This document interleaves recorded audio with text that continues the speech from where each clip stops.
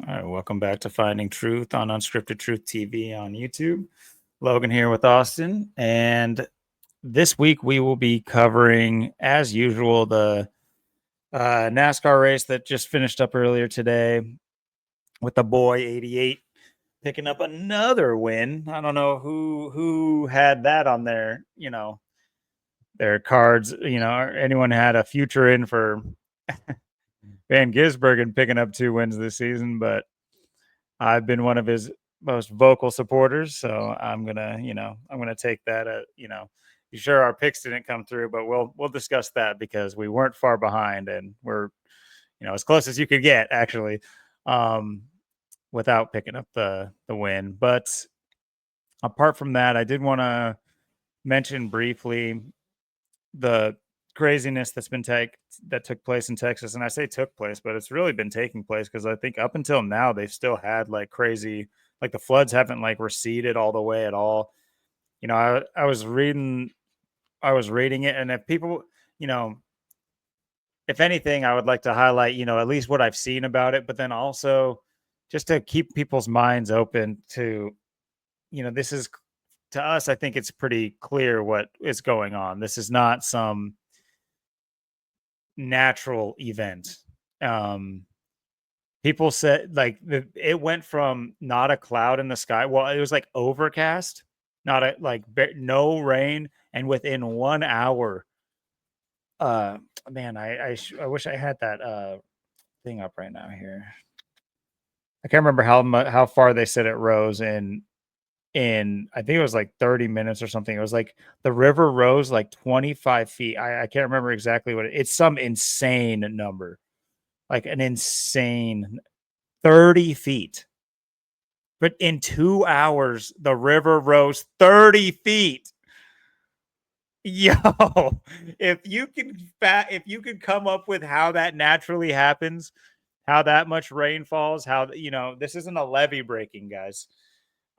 So another, flashback to Asheville. I know no one remembers that, and no one remembers Luigi, and nobody remembers the plane crashes, but very reminiscent of that. Of course, this happened on Independence Day, so we'll get into that. All the while we're throwing up, a picnic to sign the big beautiful bill, and you know, if anybody follows us enough, it's pretty clear that these large scale events require rituals. They require usually death, and I say usually just because I can't nail it down and prove it and be like taking pictures with the the culprits, but I all besides all that, I'm 100% know what's going on, and we hope you guys will too, because yeah, this was a large event that's, I guess, not really under the radar, but for how big it is, it's pretty crazy that it's not like front page news constantly.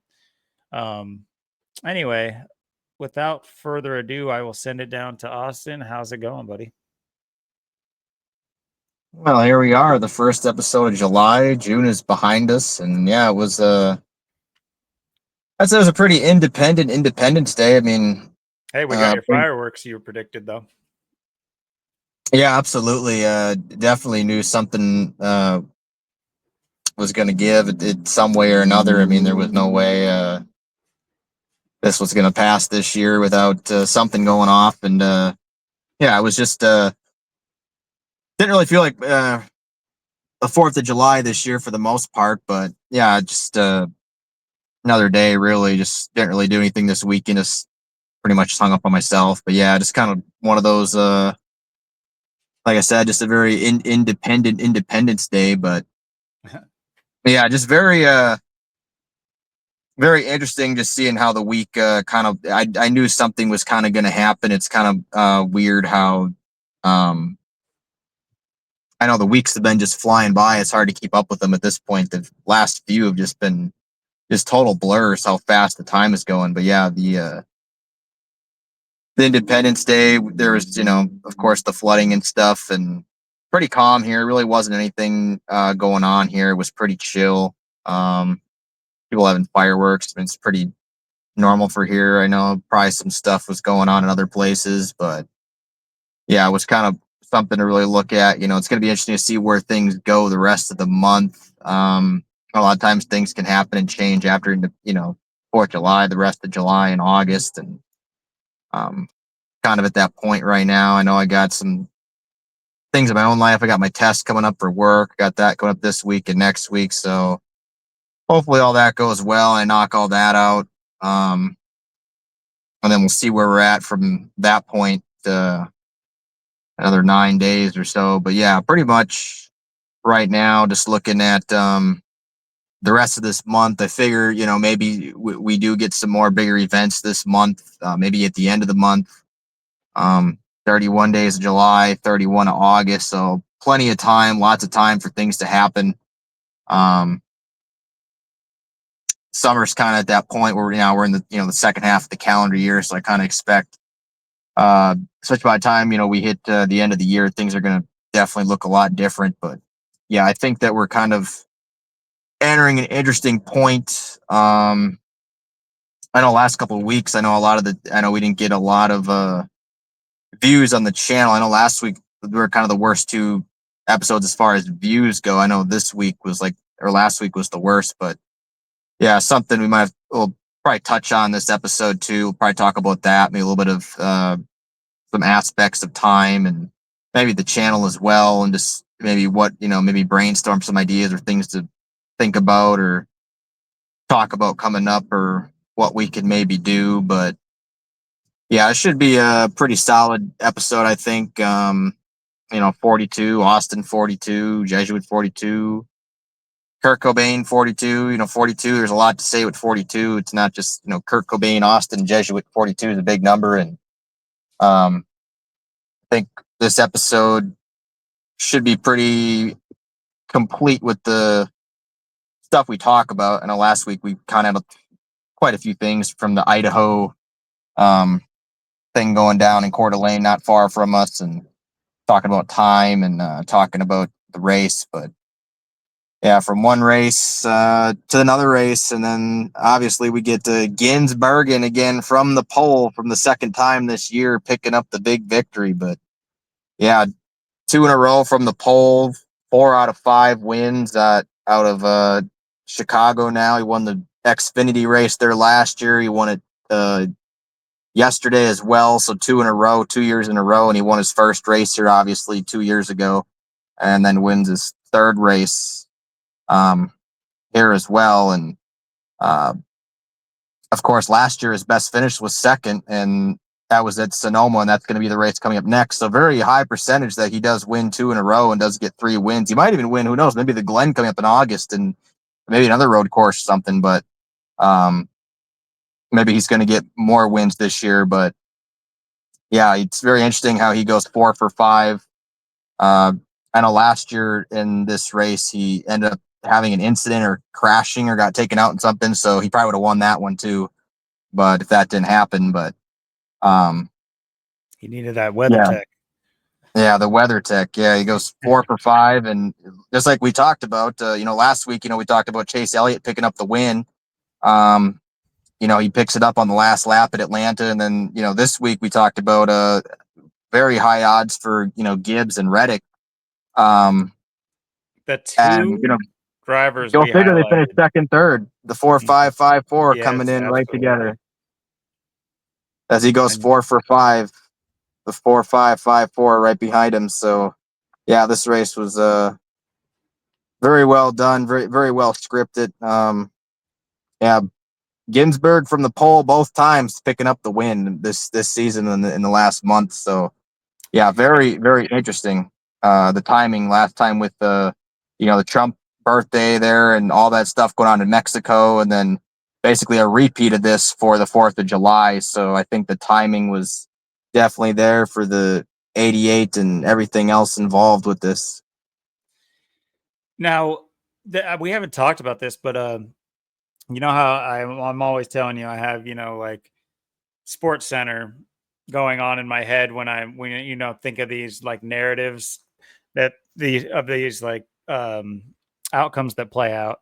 And do you see this as being like a dynasty for street courses, to where you can take a driver that's generally possibly never going to win any championship series. He's never going to maybe even finish top 5. And I'm just saying maybe he might this year. I mean, it's not like he's doing quite well. But I've noticed in a lot of sports they love doing that. Like a lot of athletes come to mind that have like this insane skill set, but never it's not like they don't win championships. They don't, they're not like they don't go beyond that like superstar status.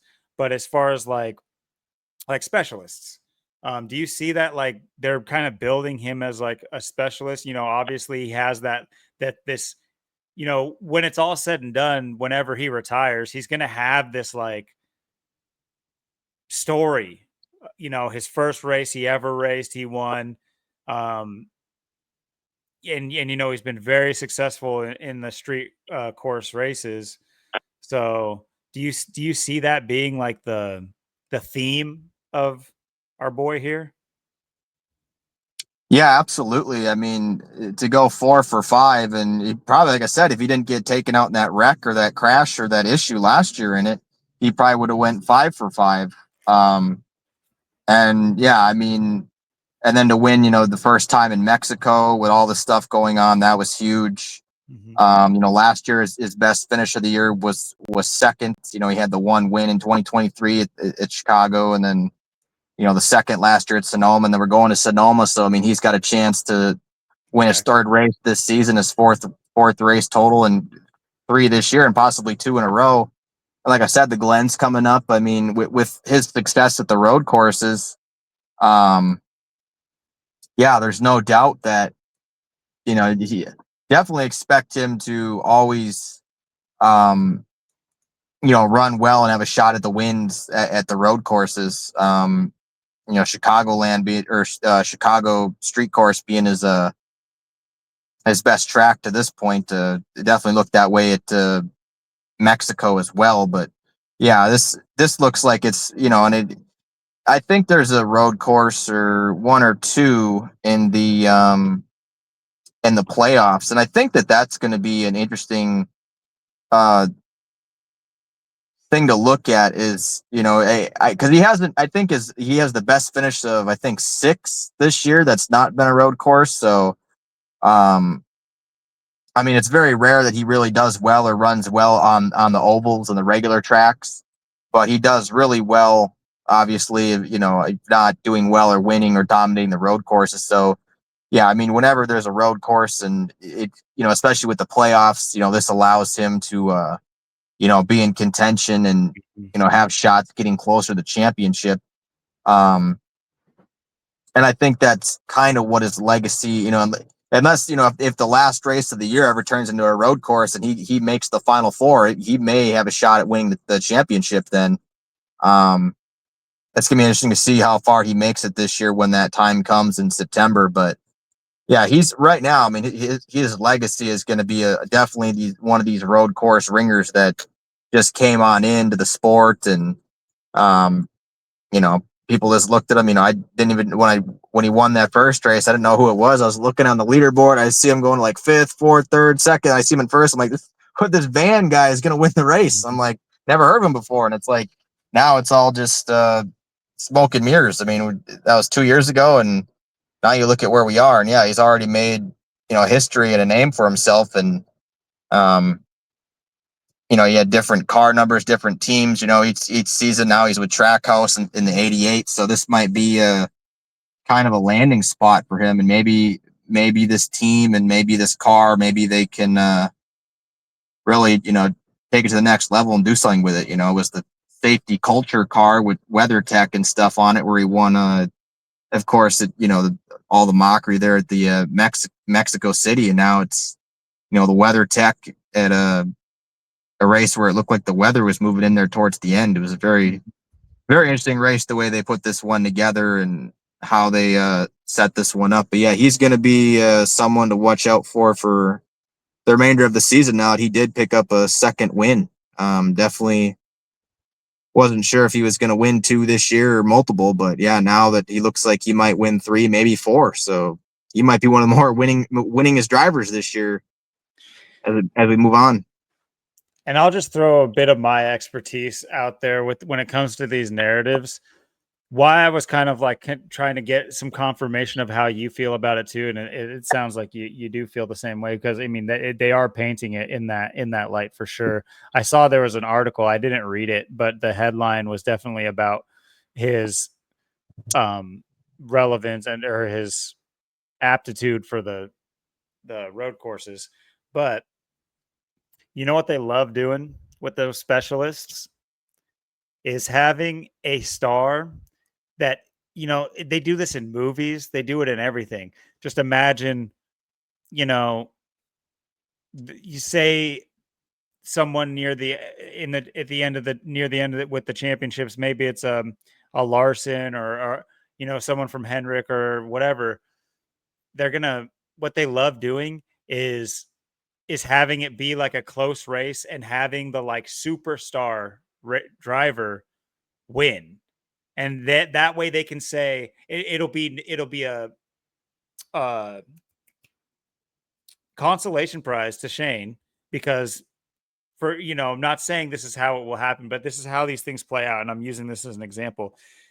They'll use the specialist to propel the superstar and say like the superstar was even able to beat the specialist. You know what I mean? This isn't his specialty, but he was able to come out on top against the best road course driver. And there's that consolation prize for Shane, and then they get to propel a different driver forward. So whether or not they use Shane as a dark horse, or they use him as like I said, a specialist that they can propel a driver, almost like drafting him. It's almost like use him as a draft.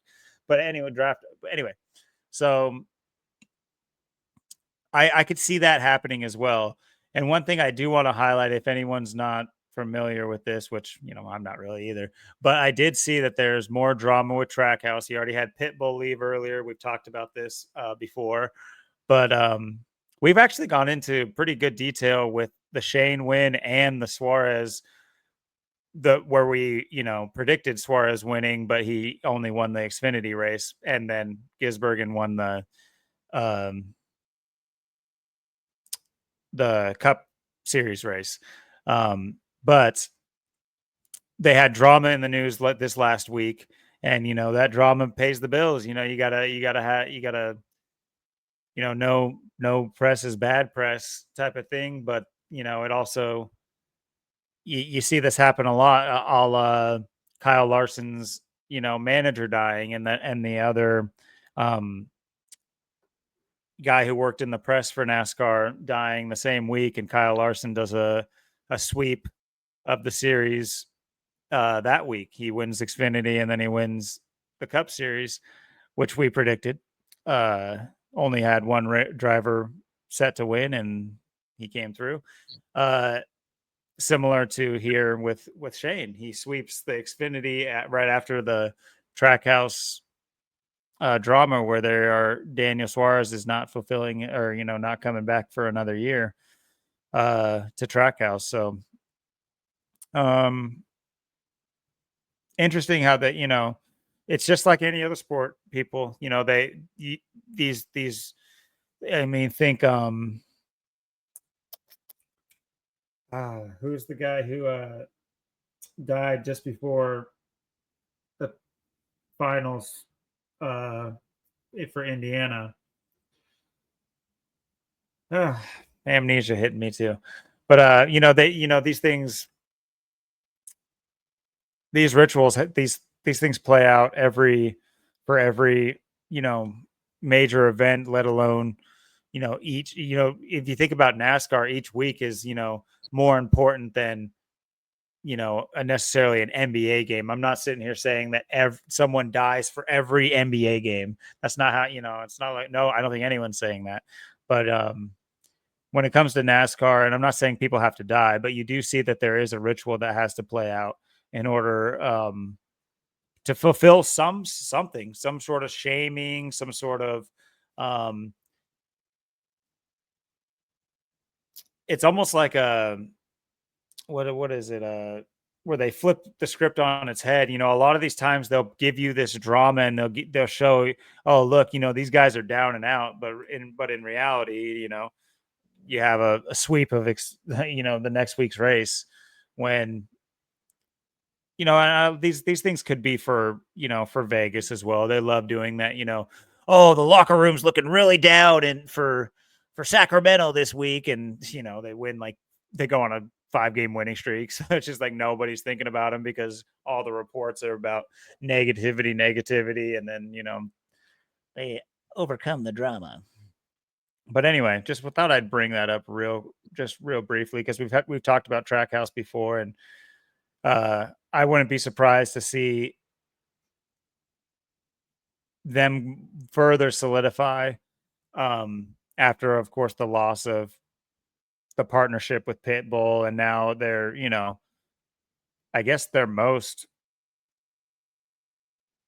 seasoned driver. I guess I think now their most seasoned driver is probably Shane, or you mentioned Hocevar as well. He might be I don't know his record, but yeah, so I would say just, you know, keep an eye out for Trackhouse. Um, maybe not this year, who knows, but like in the future, it seems to be they have a narrative for to solidify them as like a racing team as of late, at least. Yeah, especially with you know, Ross Chastain being their, you know, Right. their top guy, who That's right. I know he almost won the championship there back in 2022 and stuff, but you know, he's usually in the, you know, in the top four, you know, definitely always in the mix. I know he's up there in top 10 in points, so he's always someone that's a threat to win every week. Obviously, you know, coming from last to first in the 600 to win it, but um, yeah, it's just you know, you look at, you know, like even how this season's kind of shaping up. You know, you got the top three in points, all Hendrick, you know, and you know Byron getting, you know, that win in Daytona, and you know since then how his luck's been going too. You know, looked like he could have won 5, 6 races this year, and then should have won, you know, how many of them. And you know, like this race, he, you know, has issues like the first lap, and he's out. Lately, he's just been either getting wrecked or getting crashed out, or having just the worst luck every week lately. So kind of looking to see when his resurgence, his turnaround is going to be too. So yeah, I think there's a, you know, it's really interesting right now to see like the teams and how things are shaping up. Um, it's going to be, you know, it's weird. You know, you got Ginsburg who's got more wins than Byron now, but for the season, but that'll probably most likely change by the end of it. But I don't know if, like I said, I mean, next week, you know, you got to look at obviously, you know, Ginsburg kind of being the favorite again, and um, you know, possibly like I said with the Glen coming up in August as well, and you know, now you wonder too. It's like all these people, you know, we've been on a big streak with new winners. You know, Ginsburg ending the streak of that. So, you know, now, you know, other people still need to try and get a win. You still got Gibbs trying to get a win, Reddick's trying to get a win. You got all these people that are trying to get a win right now that haven't won this year. Um,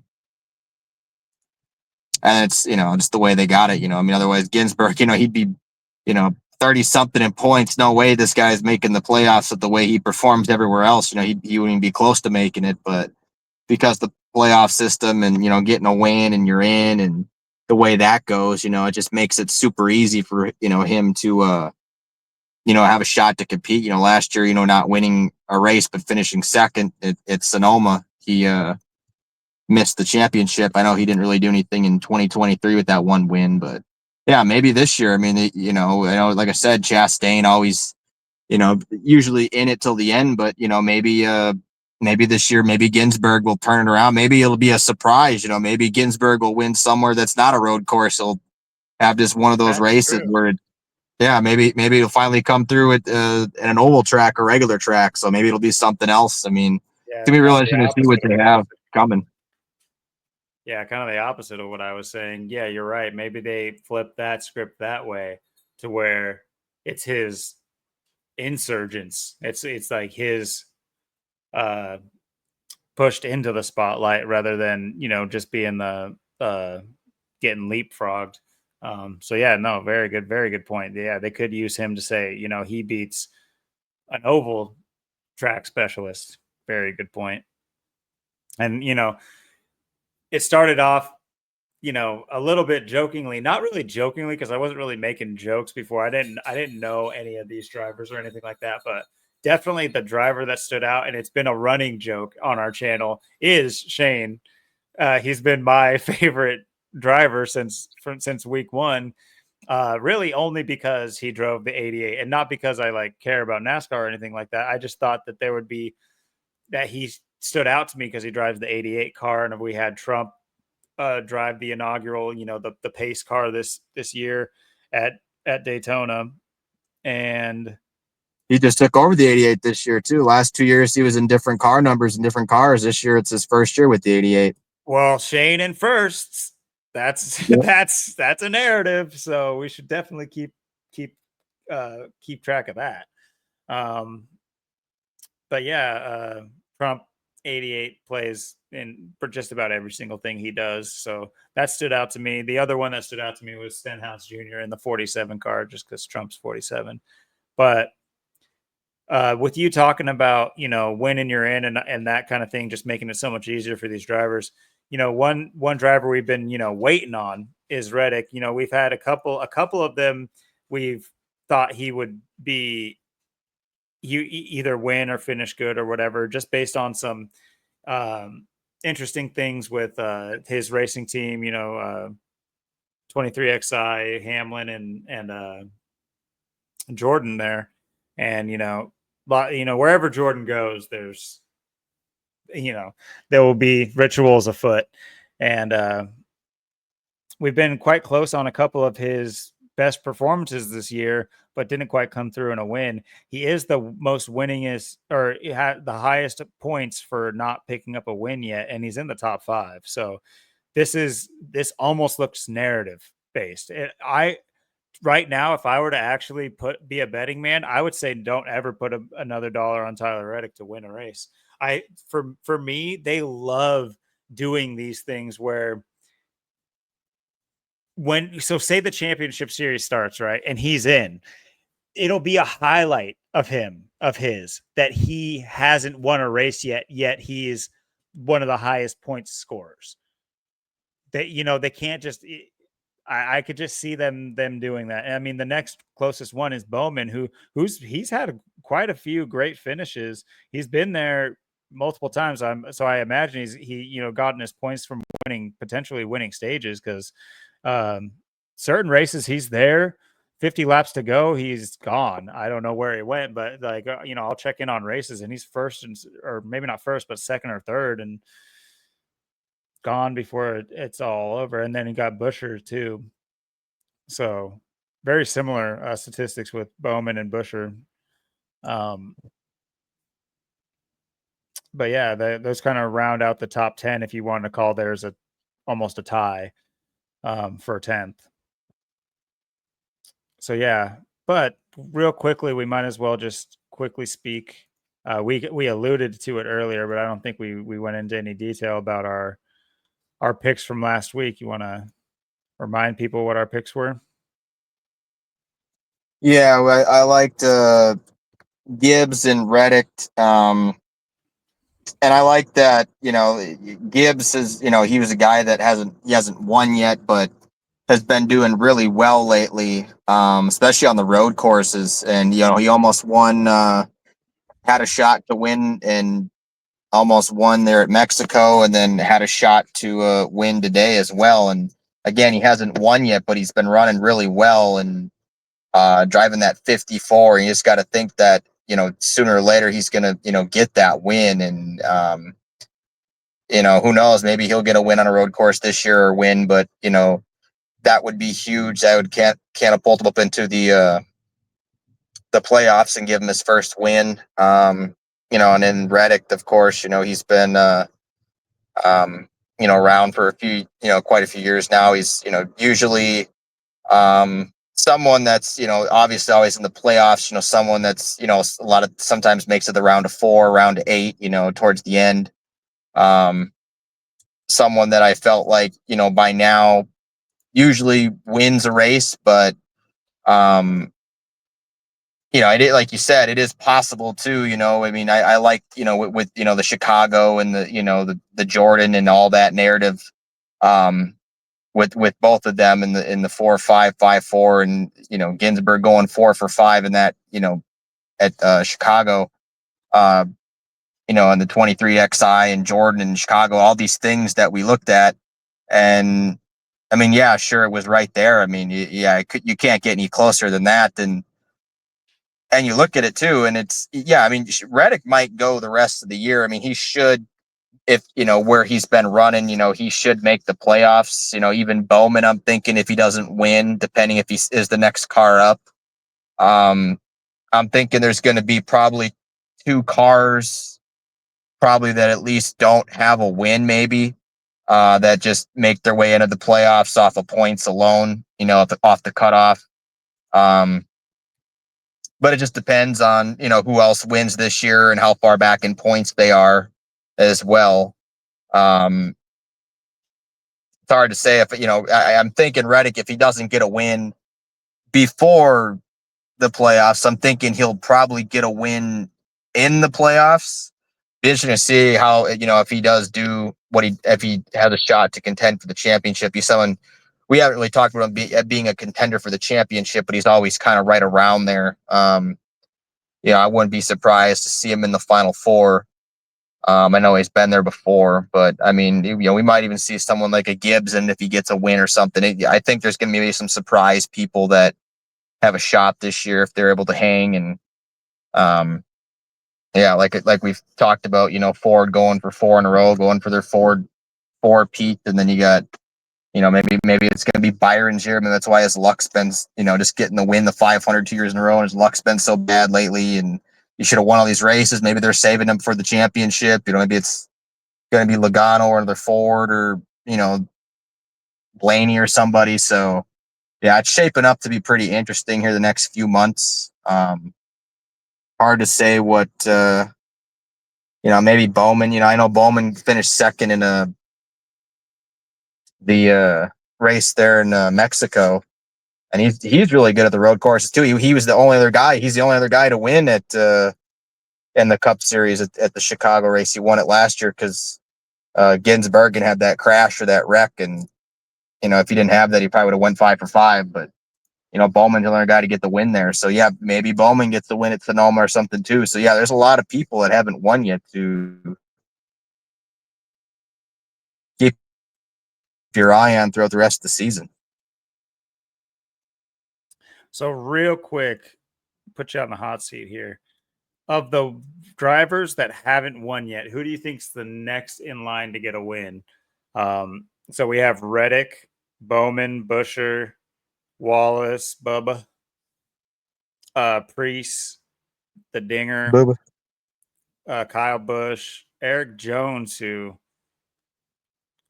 doing quite well for just around middle of the pack for having the most maybe quiet season I've ever heard. Like, you've never even heard this guy's name.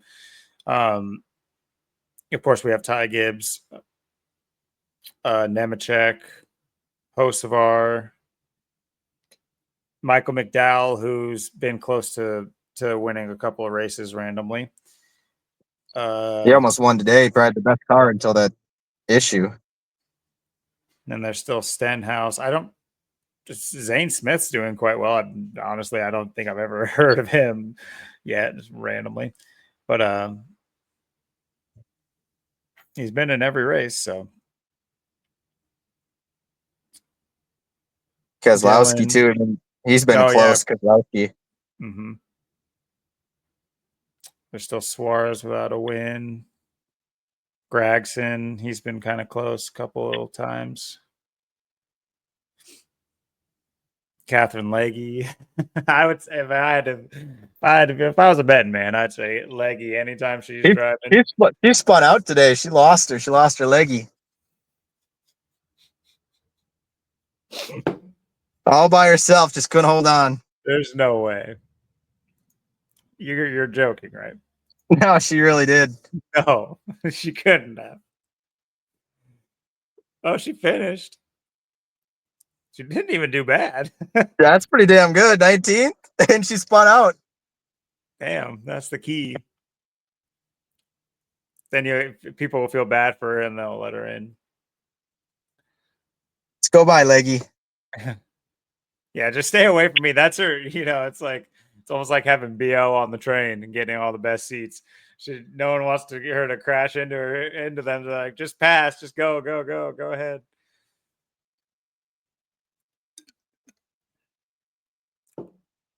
All right, well, let's take so anyway, what would be your guess? I'll make my guess as well. This doesn't have to be based on anything. Who would you say of the drivers that haven't won yet? Who do you think gets the next win? Not necessarily next week, but Yeah, there's a lot of interesting people. I know Eric Jones has won races before. He's usually pretty decent, pretty good. He might win on an oval or something this year. I would say, if we get a new winner here at Sonoma, I like that it might be that's Gibbs this or guy. Reddick still. All right, yeah, we looked up this guy. He must have finished pretty well in a race or two. I remember him now. Yeah, he's got some wins. There's that Jones boy. Big Jones. Okay, He's been well, very quiet this season. Yeah, I would look out for it. It's Sonoma. I'd still look out for Gibbs and Reddick, and possibly Bowman too, because like I said, he's really good at the road courses. Um, if there is a winner on the road courses, I mean, otherwise the other tracks, I mean, kind of opens it up. I mean, I've been wondering, is Kyle Busch or Brad Keselowski going to get a win this year? Because Keselowski almost won Atlanta last week. He was lead on the last lap, and Chase Elliott won. But Keselowski's had a couple races where he's very well could have won. yeah, I think 2 top 5s. Yep. He's someone that might get a win this year. I know he's pretty good at the restrictor plate tracks. There are some restrictor plate tracks left too. So he's someone to kind of watch and see. I don't know if Kyle Busch is going to get a win this year. I mean, he was real quiet today. I know he spun out in the race and still finished fifth, and he had a good qualifying effort. So he's someone that might end up doing.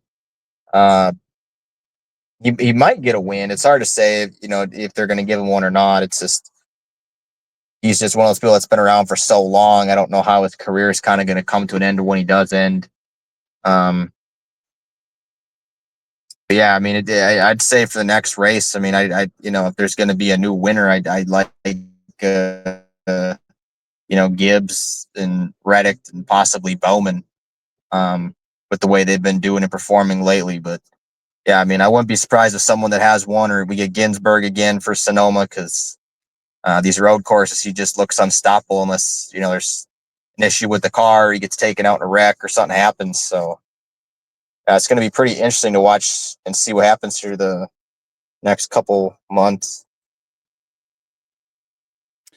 Well, I guess it's good before we're looking ahead. Well, I'll throw mine out there. I think I honestly think Bubba.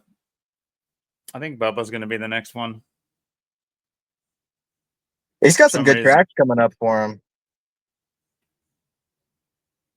Interesting. Just outside of just out of 10th at 13th there. And like we said, 10th and 11th is almost a virtual tie. So I did have a quick little breakdown for just some of the things I noticed for this week. Because I think we talked last week. That was it. That's what we talked about last week, right? I think was the Pope. And that's where we mentioned Shane potentially getting another victory, although we did settle on Gibbs and Reddick because they both had narratives there. But yeah, I made just a quick little cutout here just because why I'm mentioning the Pope. Not that he shouldn't, it isn't worth mentioning, on most of these sporting events that are usually tied to these things as well. But if for all of those who don't know, the Pope, the current Pope, Robert Prevost, he's from Chicago.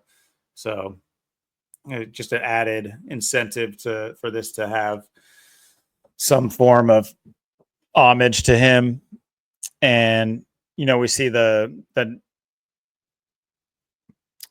nickname of the course being the Loop, equaling 58, just like Pope Leo. And we talked last week about how Francis was pretty clearly a Masonic, a member of, he was a Freemason, with all of his poses and all the numbers tied to him, and amongst other things. But the odds that an American Pope is also a Freemason are even higher potentially, even though it's supposedly banned and barred from papacy. So 58 is a huge number with Freemasonry. I, for some reason, don't have that up here, but Freemasonry equals 58. Should have definitely had that. But then we also talk about, where this race was being held, the Chicago Street Course, which equals 88. Another tell for Van Gisbergen there in the 88 car. On top of it being, for the Pope and everything, it was 58 days from Shane's last birthday. His birthday was on May 9th. Rosicrucian, Freemason, but all equally Freemasonry equaling 58. And it's not like I have any proof that he is a Rosicrucian or a Freemason or anything like that, but I think we have established at least somewhat, and we'll probably continue to establish that these garages, these teams are at the top there. It's looking pretty likely that there's some secret society stuff going on, as in every sport, really. But yeah, on top of that, I mean, I don't know if we've ever highlighted this. You think that we potentially might have brought it up? I can't remember ever bringing it up, but his last name with his, I can't remember what they call that when they have like inserts into their names, but I can't remember what that's called. But with his little insert, his name does equal 201, like the Jesuit order, going along with this race being on the 187th day of the year, which is a huge number with the Society of Jesus, who is the Jesuit order. So, just I'm sure there's more to it. I'm sure that there's even something, specific about it. And if we're watching this live, I'm sure that there would have been stuff during the race. I know you watched the highlights and you said that there was weather patterns, threatening weather patterns, and he's of course in the WeatherTech car, and his last win was in Mexico where it rained, and he just blew everybody out with his WeatherTech car. So yeah, just a quick summation of some of the things that are connected him to getting this win this week. And then I guess we'll go back to the grindstone here, and let's why don't we take a few to look ahead. Like you said, the next one at Sonoma Raceway. So generally we like to look at the track, look at a few key drivers, maybe at the very least, the ones that have odds to win, if you will. There's Busher. Apparently this is his track. And McDowell. Wow. Interesting. We were just mentioning their chances of getting that next win of the drivers that haven't gotten one yet. Part of me wanted to say the Dinger too. If I were to pick two, I would say Bubba or the Dinger is going to be the next one to get a win. Yeah, AJ was doing really good today. He's really good at the road courses. McDowell's good at the road course. McDowell almost won today. He had the best car in the beginning, and then that issue. So, yeah, those are all. Yeah, a lot of those guys don't have a win at this track, but yeah, this is always Sonoma's always kind of an interesting race. I mean, a lot of times this race sometimes comes down to fuel mileage or maybe a caution. It's kind of more road racy than like Watkins Glen, whereas like Watkins Glen is more like a faster, a bigger, faster. It's almost more kind of like an oval because of the speed you carry, but it's like a big road course there in New York compared to Sonoma. But Sonoma, I kind of see more of the road course type, probably picking up a win versus the Glen, but definitely either one definitely highly supports these guys that are good at the road courses. Very familiar number patterns with when we, go ahead and look up these cities and tracks that, um, and outskirt towns that house these tracks, generally having one or more ties to the Jesuit order, getting us to talk about, the founding of these tracks and in these like racing towns, you know what I mean? How, I'm sure you had drivers that were just, in it for the sport, but you also have these, CEOs of garages or, presidents, if you will, that, you know, very, very likely have, you know, ties to different things than just the sport. Because very often, we find whether or not it's the sponsor, the track, the city, or the town often has, very similar numbers to the Jesuit order. And this is no exception with Jesuit order equaling 54, 153, and 72, just like Sonoma Raceway. And it's no surprise California is rife thick with the Jesuit influence. And even if you think about, early American um like ministry or the Catholic Church was very prominent in South America and the California area and things of that nature. If you obviously if you the architecture is one thing, but that's all that goes along with the religious. I don't want to say cathedrals. There are some cathedrals for sure, but I mean there's it's a specific type of like missions. I think that's what they're called, missions, right?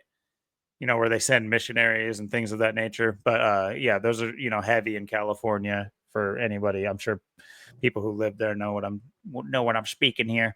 And you might say, "Oh yeah, but that's the Catholic Church." But if you know, the Catholic Church and the Jesuit order are joined at the hip. They might not you present the same face all the time, but they have the same body. So I think that was a perfect example there.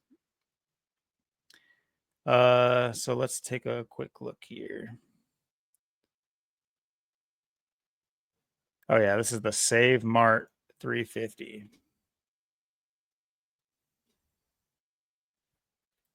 Save Mart 54. What do you know? No, I'm just blowing smoke. I just I'm just guessing all these things. These numbers are just appearing because the I don't know. I don't know what excuses you could come up with when you're doing decodes on the fly and these things just jump out at you. It's pretty obvious to me. What about you? Yeah, I mean, a lot of times, how many times, it's just right there in your face. I mean, Save Mart's got the 27, the 54. I mean, ritual numbers are always talking about. That's the that's the Gibbs car, right? Yep, Gibbs. 54.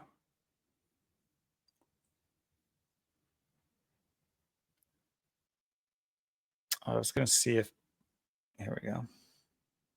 Let's just quickly look at the history of Sonoma because sometimes there's something that makes it stand out.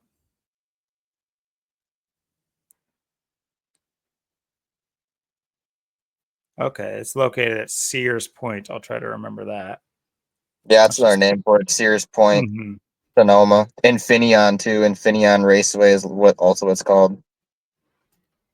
Infineon. Wow, sounds like a evil corporation. What was it? Infineon. Infineon Raceway. Yeah. Sears Well, Point, like the Sears Tower in Chicago. Sears Point. yeah. Interesting. Go from Chicago to here, and 2 Sears points.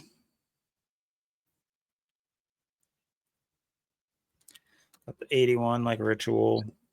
The double 81, I like to mention. Save Mart, of course, has the 27 like Ritual. What is the Ritual, though?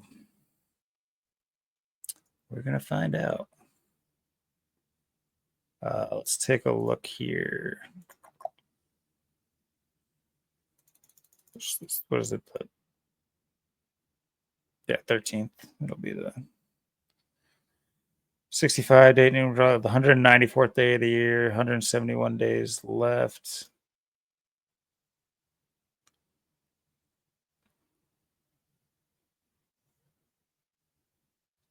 Okay. All right, let's I guess we can quickly do Sonoma, California. Oh, look at the Sonoma, CA. I like Ritual. It's like Ritual and Arrest. It's the exact 4 cipher match. So that's like a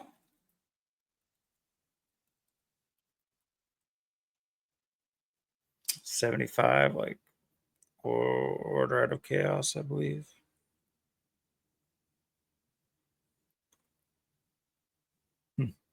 All right, let's take a look at some of our step right up.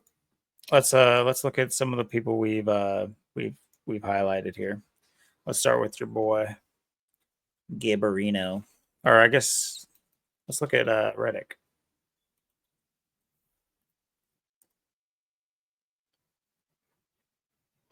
Oh yeah, January 11th. I'll eventually remember these guys' birthdays.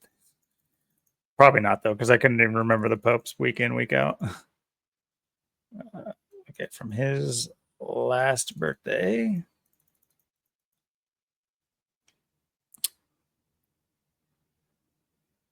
In 183 days. Something special about that? No. 6 months and 2 days. Let's see, from his last win.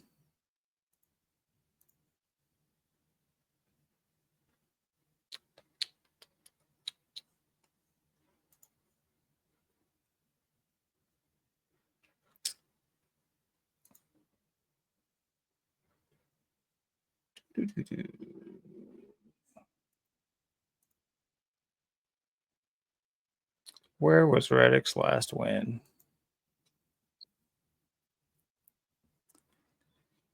Last year at Homestead. Okay, October 27th.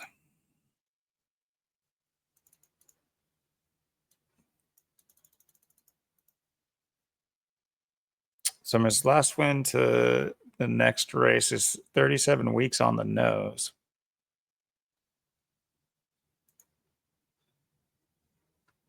Bishop at that. 37 weeks, huh?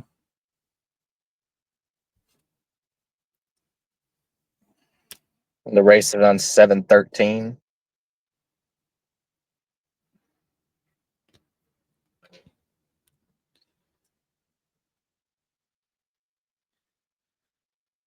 All right, well, that's birthday numerology. Let's look at Gibbs. Young Buck, October 4th. 10-4. Both have October birthdays. Something to think about. So from his last birthday, 9 months, 9 days. Interesting.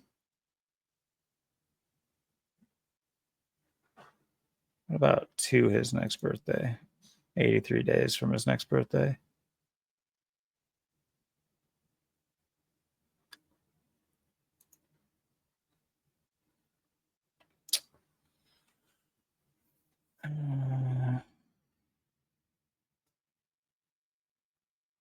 What is California's numbers? 88. Oh boy. Oh boy. If Ginsburg's on the pole, I don't know. Again, it's just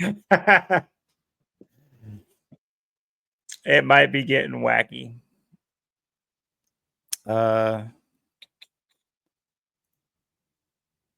Let's take a look at good old Shane. I just can't remember. Oh yeah, May 9th. Okay, from his birthday. Happy birthday. Be 65 days later.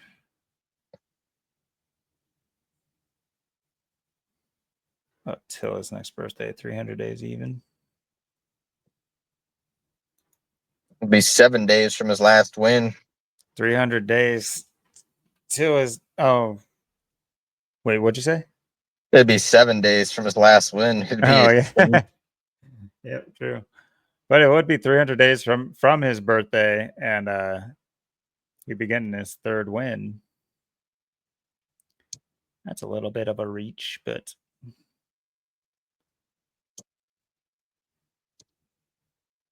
see here. In California equals 65. 65 days from his birthday. Uh-oh. Uh-oh. Interesting. All right, let's take a quick look at a few more. Well, we're at it.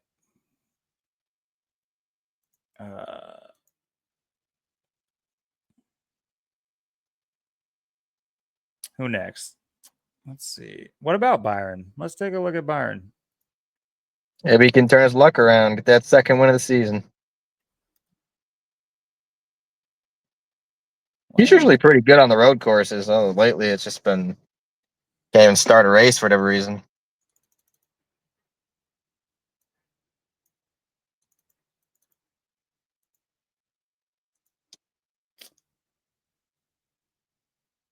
Huh.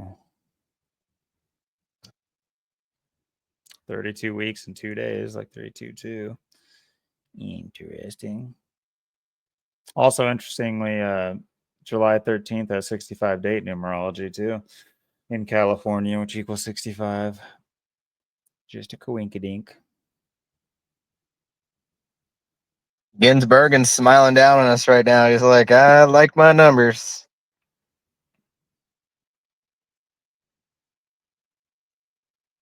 What about Tua's next birthday? 139 days. Shush, Dara.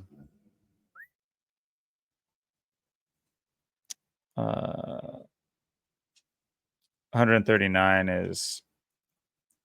No, I keep big number in Freemasonry.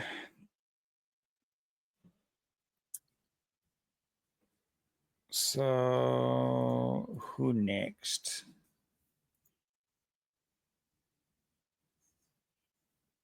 What about our boy Denny's Hamlin? November 18th.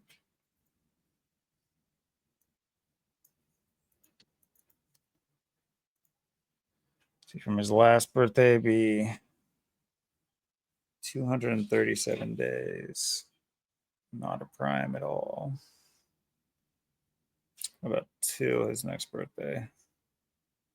128 days, 4 months, 5 days. Interesting.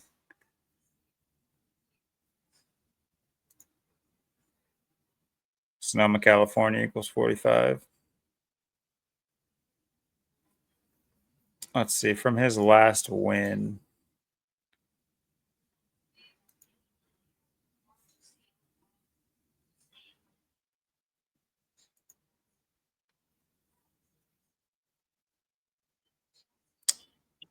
Michigan on June 8th.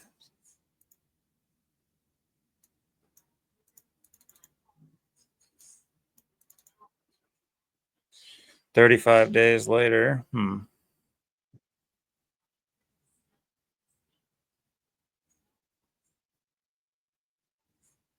Interesting. Let's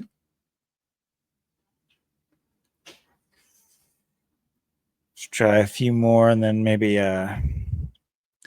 jump to the main topic here. But honestly, I a dollar on Gisbergen wouldn't be the craziest thing I ever heard. That's the problem is he keeps pulling, so you don't really win any money on him because he just Yeah, qualified true. first and he's just favoriting. So If you had some futures in for him, I don't know how those work in NASCAR, but let's check out our boy Bell.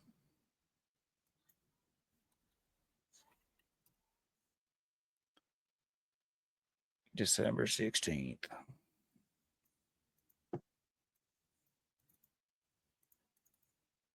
209 days from his last birthday. That's a no, it's not a prime.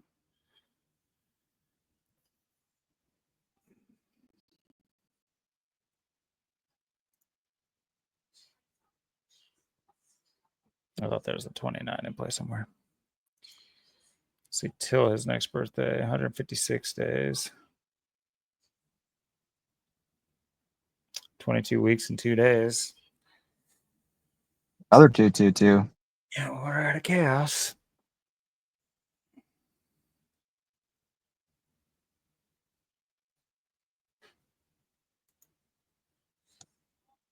Interesting.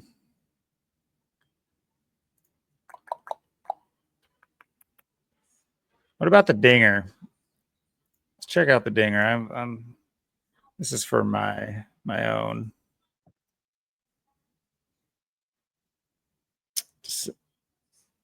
Wait, did he have the same birthday?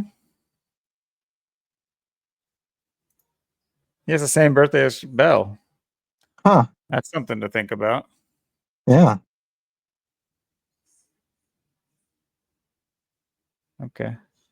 Well, it's going to be tough if one of them are going to win. Might not be the date numerology that you figure that one out on. Interesting. Let's try another. Let's try Bowman. He's been close here.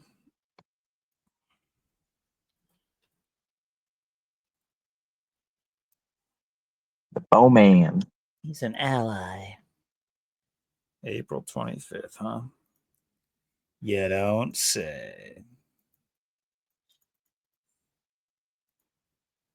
So from his last birthday is 79 days later. To his next, 286.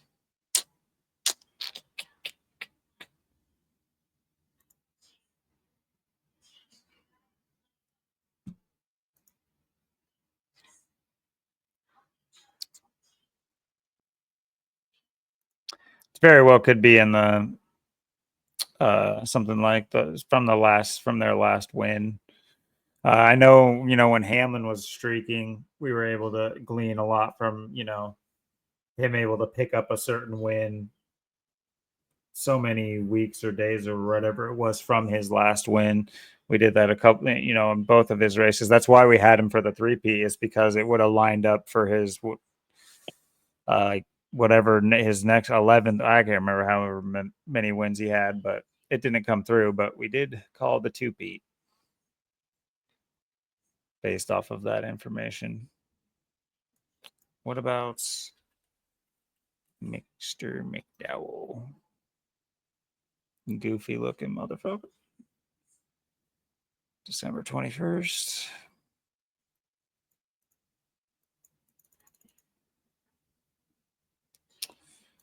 So from his last birthday, 204 days. 24. To his next is 161.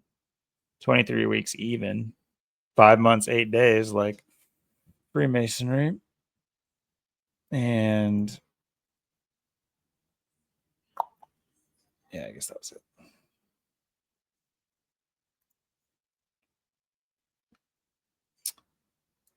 See, 161, not a prime. No.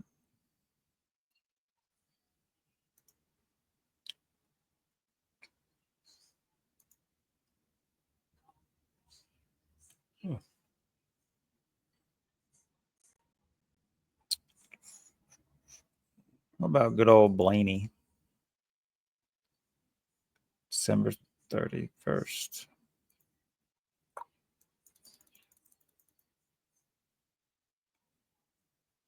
171 days to his next birthday from his last 194.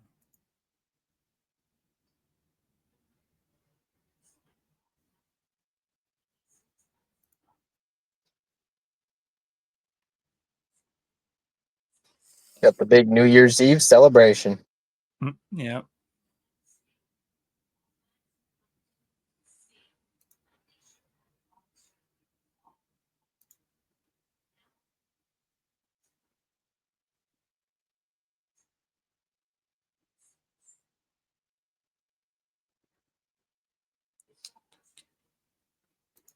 Try Eric Jones. May 30th.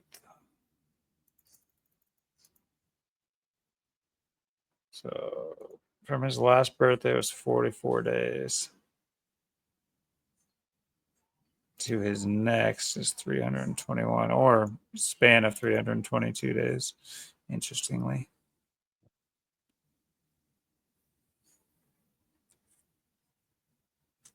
So is July, is there anything about July 13th? That's another thing that can put July 13th. This holiday.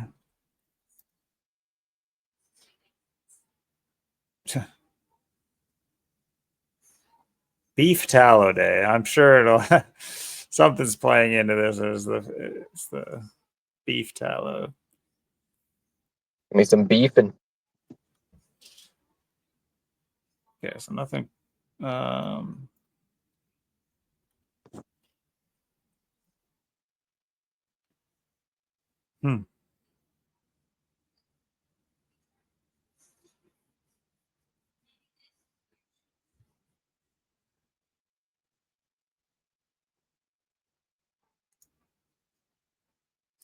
So that was the start of FIFA.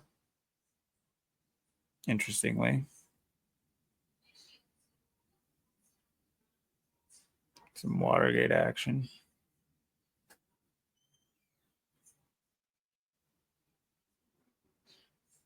Krispy Kreme. Oh God.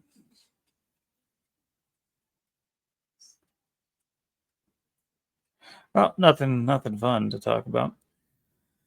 Anyway, unfortunately, we've seen it all too many times. There very well could be a ritual in here in the numbers, and by very well I mean there more than likely is. It's just a lot of times these things have not to make excuses or anything like that. It's just really we're not going to commit more too much more time to this episode, but a lot of times it comes down to polling also. A lot of times these stories that permeate throughout the week. Keep in mind, last week you had Trackhouse in the headlines with Suarez, leaving next season. Similar things have happened, with Jordan's racing team and things of that nature. And Hamlin going on a tear. So it could be, something that still yet to be revealed that really propels whatever driver forward. But like I said, put a preemptive buck down put a future in for Gisbergen's two-peat here. And once again, I don't know, even with polling, it's like, yeah, I guess there could be just, people that are line bettors that are, betting even if they just got getting their money back, which just doesn't even make sense to me, the people that do that kind of stuff. But I still can't imagine that there's that many people that got love for my boy. He has been having a pretty abysmal season. Now he has 2 wins, which, a lot of better drivers can't even say. So I don't know. I think that's funny in and of itself. But yeah, I still see that narrative being built. And so I wouldn't be surprised to see them take advantage of that narrative moving forward with him on the road courses. And like you said, we have another one coming up and another one not too far from now. So we'll see which way they play it, whether or not it's going to be, his arc or he's the jump off, if you will, for another driver. Yeah, it's gonna be really interesting. Yeah, and you never know. Like, I know, like even like the 500. Like when I put money on, um, like Briscoe there and Cindric. Like they're, just for the Daytona 500. You put money on. I know Cindric qualified well. He was up front, and Briscoe on the pole. You put money on him, and it was big money, just like $5-10 on them. For that race, but like for Ginsburg, I put like 5 or 10 on for the Mexico race, and it was only like $11 win. So, sometimes you could pick, like I know, like Bowman, he qualified like 11th or whatever for this race, and then he it was the same amount win. $5 got you like you won 90, you collect 95. The same with Chase Elliott last week, and Chase Elliott qualified 15th. And it was the same amount. You won 90, you collect your 95. But yeah, it's always weird to see, like, some people, they'll qualify real well, but maybe they'll qualify fourth or fifth, but you put money on them and it actually pays pretty good. Some people, they qualify like ninth or 10th, but you maybe don't make as much money, or sometimes you put money on the pole person and there's a ton of money. So it's like, it's weird how they do different pays for the races and different odds, and weird how they like calculate the scales to it all. It's weird how it all comes out. Seems like it'd be a bit more consistent, but it's actually always a lot different. So maybe sometimes it pays out better, sometimes it doesn't. But yeah, it's been real interesting to see what the qualifying looks like for the race coming up on Sunday. Yeah, I can't think of any major thing. I guess we didn't look at maybe the year or the date California was established. That can be some things.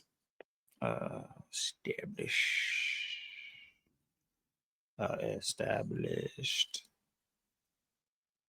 So 9-9. 9-9. We had a 9-9 in there. What was it?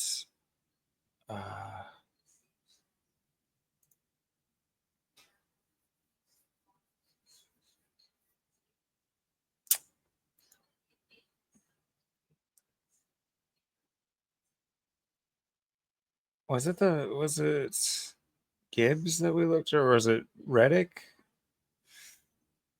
Well, if you watched us, rewind it, find that 99 and put money on it now. I'm just kidding.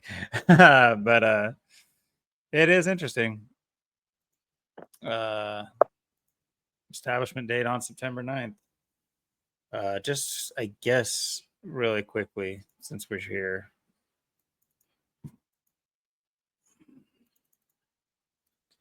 "300 days even from its last anniversary or whatever, and to its next one is 65 days, like California."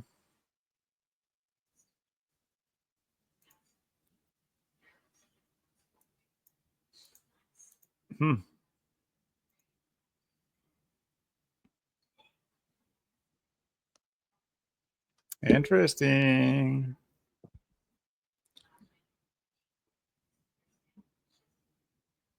The big 99 is going to be the number to watch. Oh, wait, no, wait. That's still today. I'm tripping. 58 days. Even better. Yep. There's another 58 for the Freemasonry.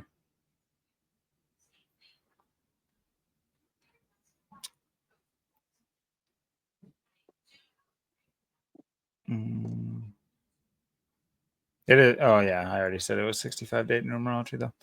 Okay. Well, if you guys notice something that I mean, it's not like we went super in depth, but maybe there's something about, a driver that we missed. If you guys pay attention to it, leave us a comment for sure.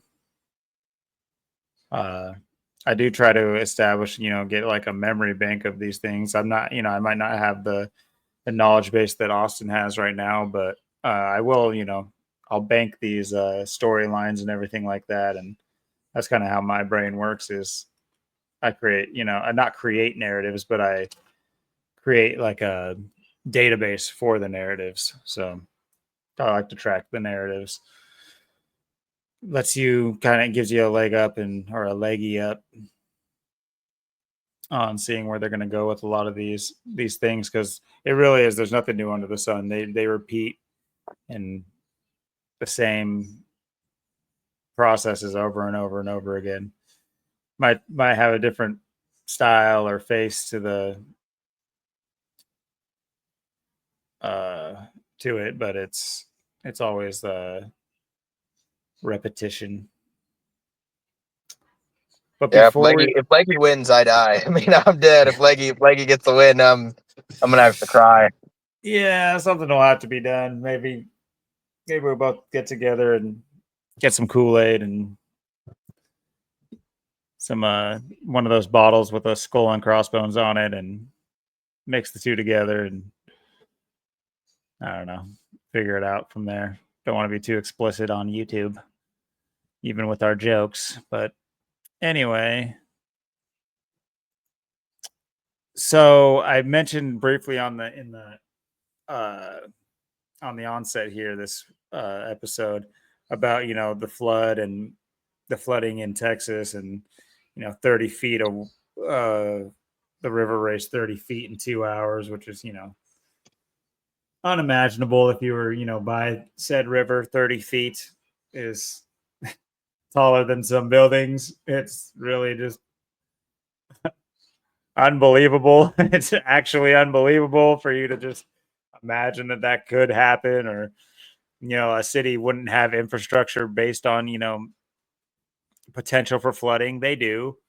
So for it to flood so far over what they could have ever imagined, and it be so little prepared, as always, think Lahaina, no preparedness for a fire. Think Asheville, no preparedness for a flood.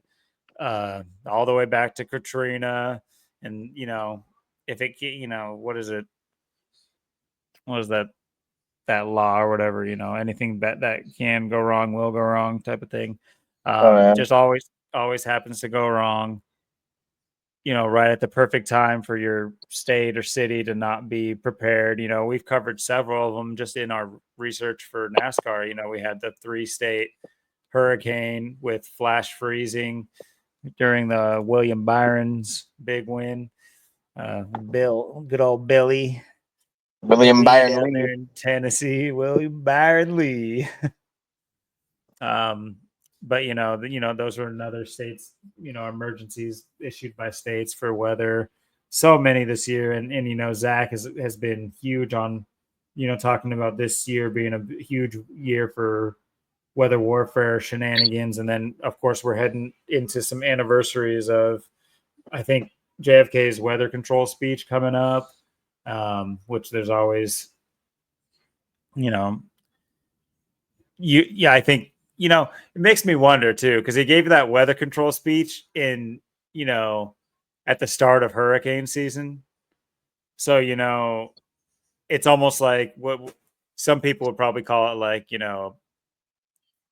like prophecy, or like fulfilling prophecy, almost the way that they needed that to happen so that they have an established like date to base other things off of, like certain hurricanes forming.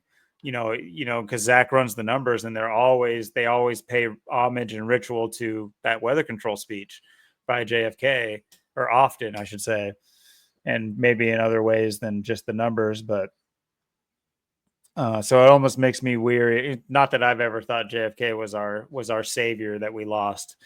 It's just another. It's like, you don't have to think it is or it isn't. You could just be doing better things with your life. To think that, like, no, my life sucks now because JFK is dead. It's just like, bro, what?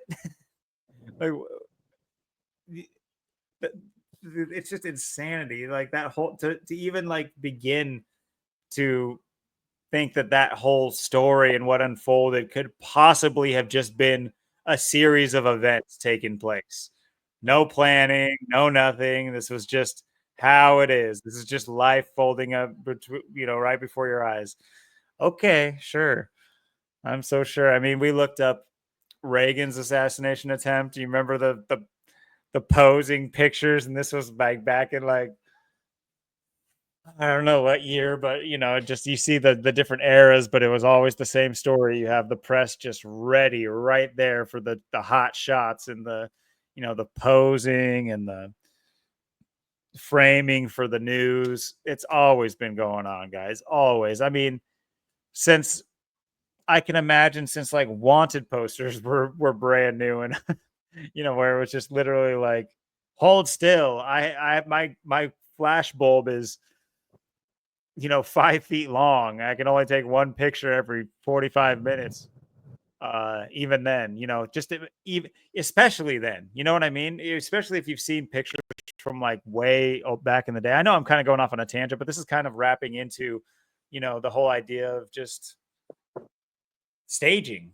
They've always loved to stage their rituals, and they need the press in order to do so. And I know that might seem off with what I'm talking about with the flood here, but this flood happened on the 4th of July. It started on the 4th of July. What was happening on the 4th of July? All eyes on Trump, the big picnic for the big, beautiful bill. And you have, the Lone Star State, dragging 80 people into the bowels of its, I don't know. But yeah, so far 80 people, it's gone up to 80 people. And, you had stories like the girls' camp where 20 girls were missing. And like I might have mentioned, I don't think I mentioned it now, but right before, there were several or all sorts of camps. Or maybe I did mention at the beginning, but there's several camps that people were saying, well, why didn't you guys warn the camps? And they're just like, the guy's just straight up like, I don't know. That's what he told them. He said, I don't know. Well, why didn't you warn all these camps that all our kids are at? Well, I don't know. Deuces. Have a good one. Later. I'm going to my vacation home 3 states down. So yeah, have a good one. Jesus, though. And these stories are just prevalent in all these, Asheville is very similar. You had horrific numbers of little ones and of course elderly, but whole houses swept away, not whether they were old or not. And this was under the guise of them not getting a weather um emergency type thing out soon enough to save everyone. The goal should be to save close to everyone. Yeah, you might lose a couple oldies but goodies, but when the death tolls are this high, like 80 people, that there is a mismanagement situation going on. And anyone that looked into Asheville and those who might remember the FEMA camps they had set up where there was no communication for the FEMA camps. Nobody knew where they were or how to get to them. And people went there down to the FEMA camps and they're just like one building and it's like one sign in the parking lot that's like in the parking lot, not even out at the street saying, hey, FEMA parking, FEMA aid. And they would go and interview people and ask them what they're doing there. And they're just like, well, I don't know. We have chairs. They're just like setting up chairs. It's like, what are you setting up all these chairs for? They're like, I don't know. It's just that's Yeah. where our government money was going there. And then they were like, oh, well, there's an app you need to download in order to come and get your aid. Meanwhile, all all powers out, phone lines are down. Anybody who has a cell phone's probably either got lost or soaking wet or, can't even be used because the towers were down. There's like, just give us a call. We'll be here if you need us, but we're not going to let you know where we are. Just if the luck of the draw helps you find us, then so be it. But yeah, I'm going on and on and on. Before I get into this whole Stevie Ray Vaughan Texas flood thing, what are your thoughts of this Texas shenanigans on Independence Day?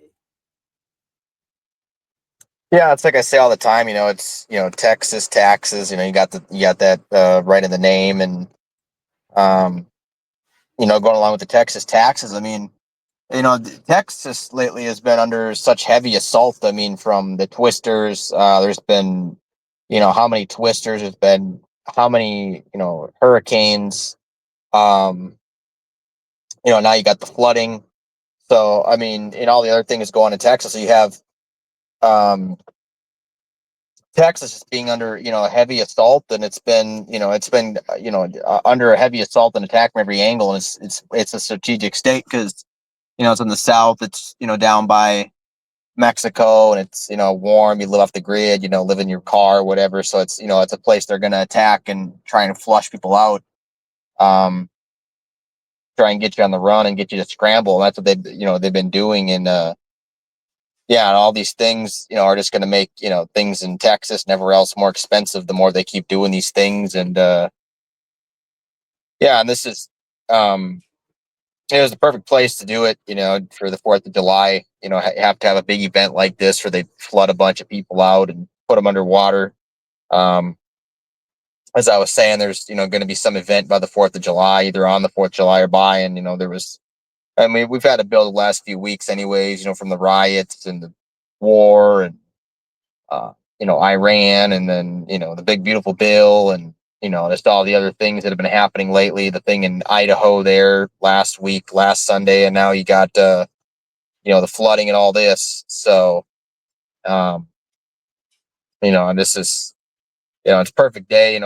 People are kind of perfect way to catch people off guard. People trying to celebrate, want to celebrate. Not even thinking about something like this happening, and then it just comes in and takes out a bunch of people, and uh, yeah, it's just more mockery. Just more of the weather warfare and more signs of the things to come. And yeah, I expect more attacks too, not just in Texas, but just in other areas as well. Just other things.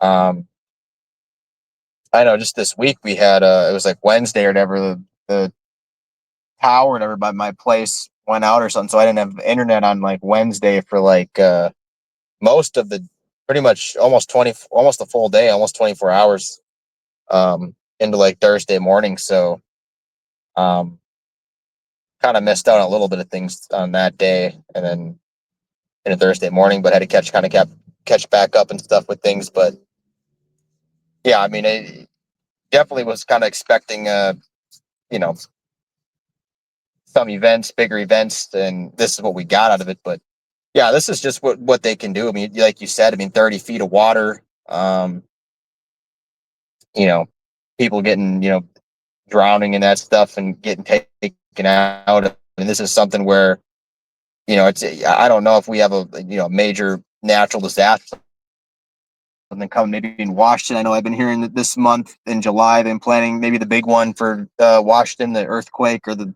Mount Rainier or something. So uh, got my eyes open, peeled to that, trying to see if I see anything with that. But I know apparently they had like HARP off the coast of like Oregon or Washington or something, trying to get Oh, something going. So we'll have to see what happens. But um, but you ask Google yeah, and they don't exist. yeah, yeah, Google. But yeah, this is yeah, and like I said, I mean, with this happening too in Texas, along with all the other things that are happening in Texas as well, and like I said, how they just keep always attacking the South.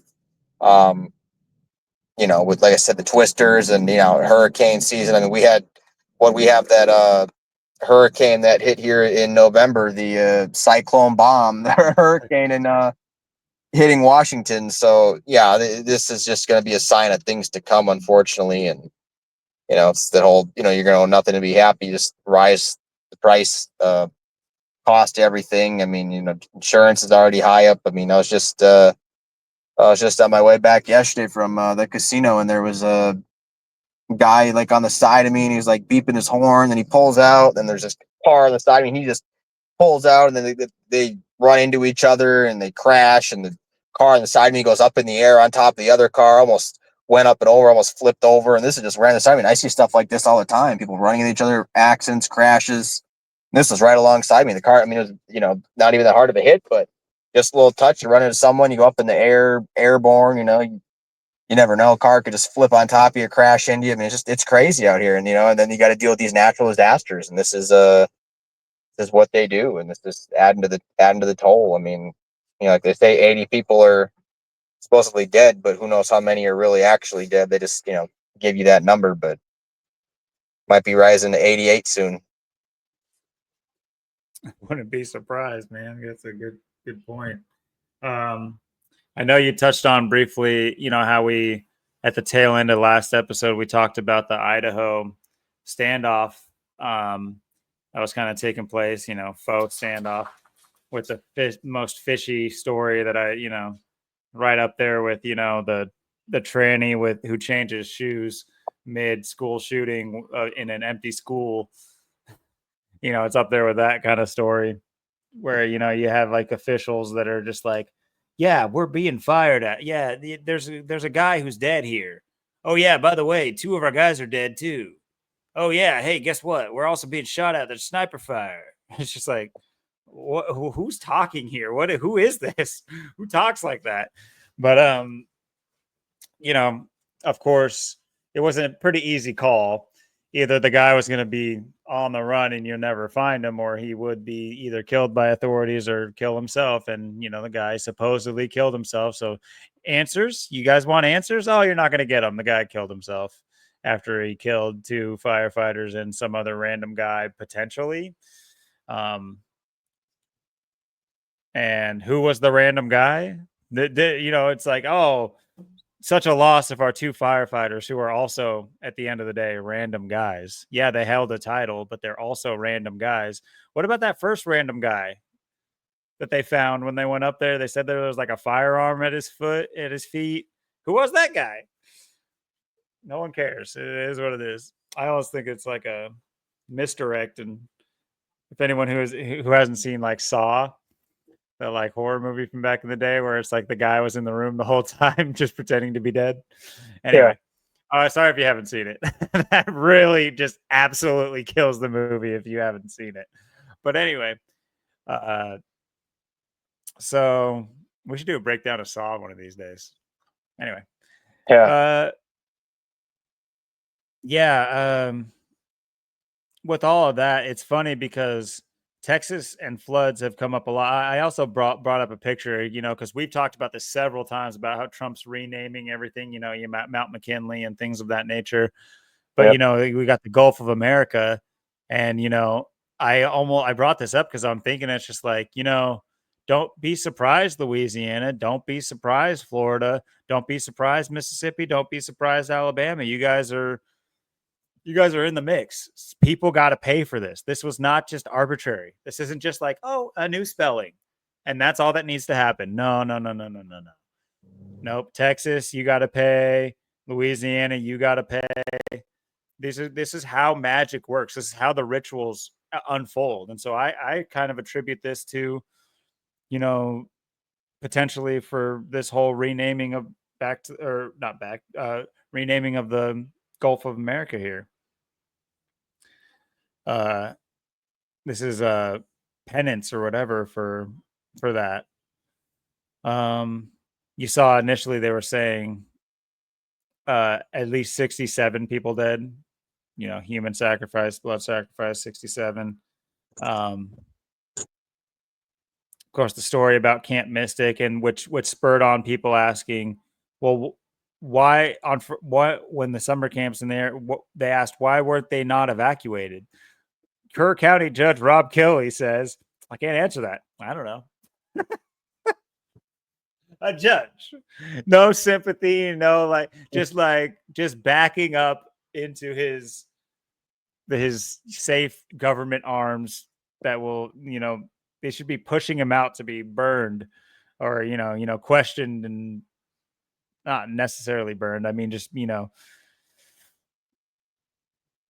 instead he's just able to just, I don't know, and just know he's always going to be good. I mean, just this pretty crazy what was happening. I've seen other pictures. This is just one picture on this website. If you could look up pictures yourself, guys, it's pretty nuts. The river was wild. It looked really similar to Asheville, in fact, like where there was places where there's, the river wasn't as wide, but it had become wide, but the river was now just like streets. It was pretty crazy. But anyway, I alluded to this, but generally, when there's weather anomalies that include flooding in Texas, it does pay homage to good old Stevie Ray Vaughan, the Dallas boy himself, um, who famously sang Texas Flood. I've never heard it, don't care to, but it's been proved several times over through Zach's channel that they pay homage to this. This is no exception either. One thing I haven't seen him point this out. Generally, he does more concise breakdowns of things, but there is something that could be arbitrary, could not be. But weather warfare. The weather warfare equals 201. It's a Jesuit arm of the military, the weather program that's been proven time and time again through Zach's work and through other things too. But I say that because from the release date of Texas Flood, the actual release date, June 13th. What was it? 85, 83.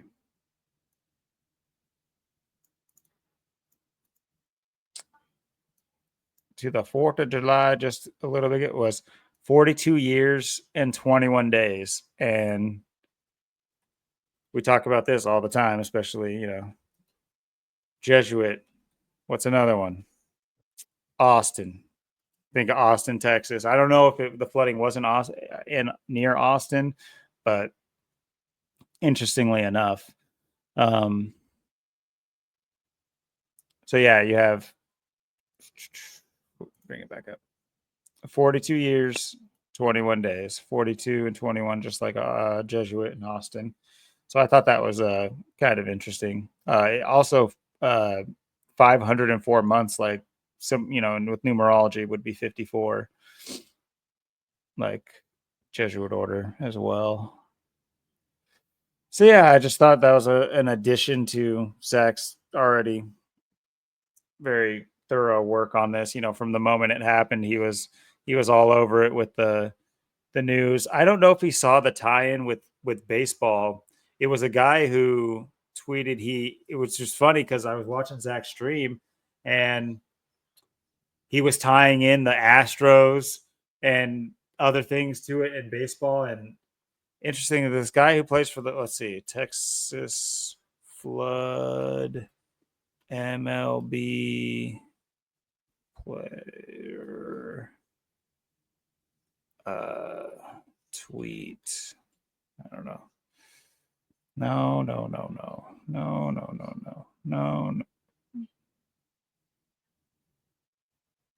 Was it Brian McTaggart?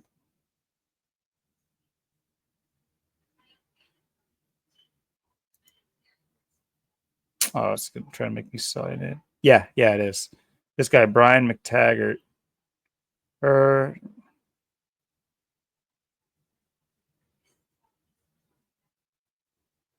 No.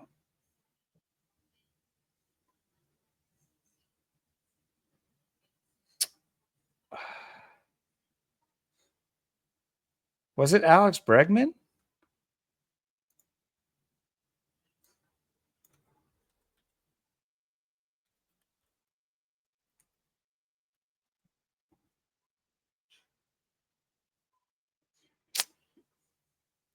Yeah. Here we go. So he plays for the Red Sox, I believe, currently. But he played for Houston, and I guess he probably lives in Houston or has a home in Houston. But he had, tweeted for support for this or whatever. That's his wife's. I wish it was easier for me. My girlfriend showed me this. Let's see. I guess it just skips. Just, who cares?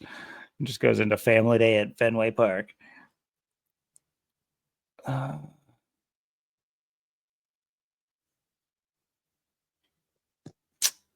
Well, I can't find the exact tweet. Anyway, point being is, there's, I think there's maybe potentially something. I don't know anything about MLB standings this year.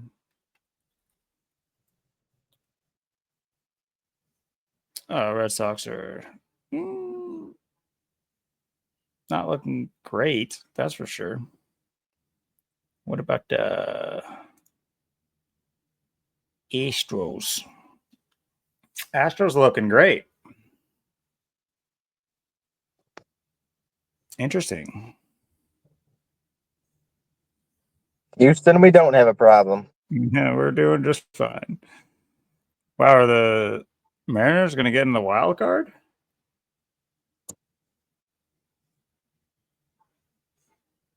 I guess there's still a lot of games, right? They're only halfway through, huh?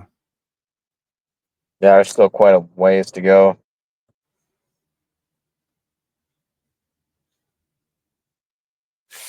So yeah, interesting at least.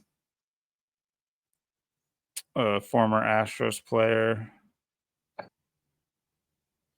Not to say that there was anything like major about it. It's just like, they insert thing here.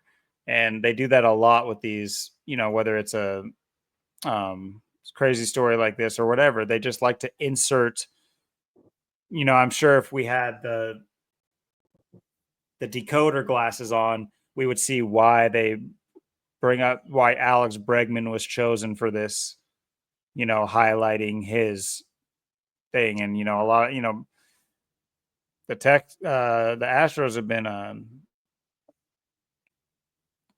pretty, I guess, dominant in MLB recently. So I wouldn't be surprised if this was another ritual for Houston. There's been hurricanes for them, so I wouldn't be surprised. But yeah.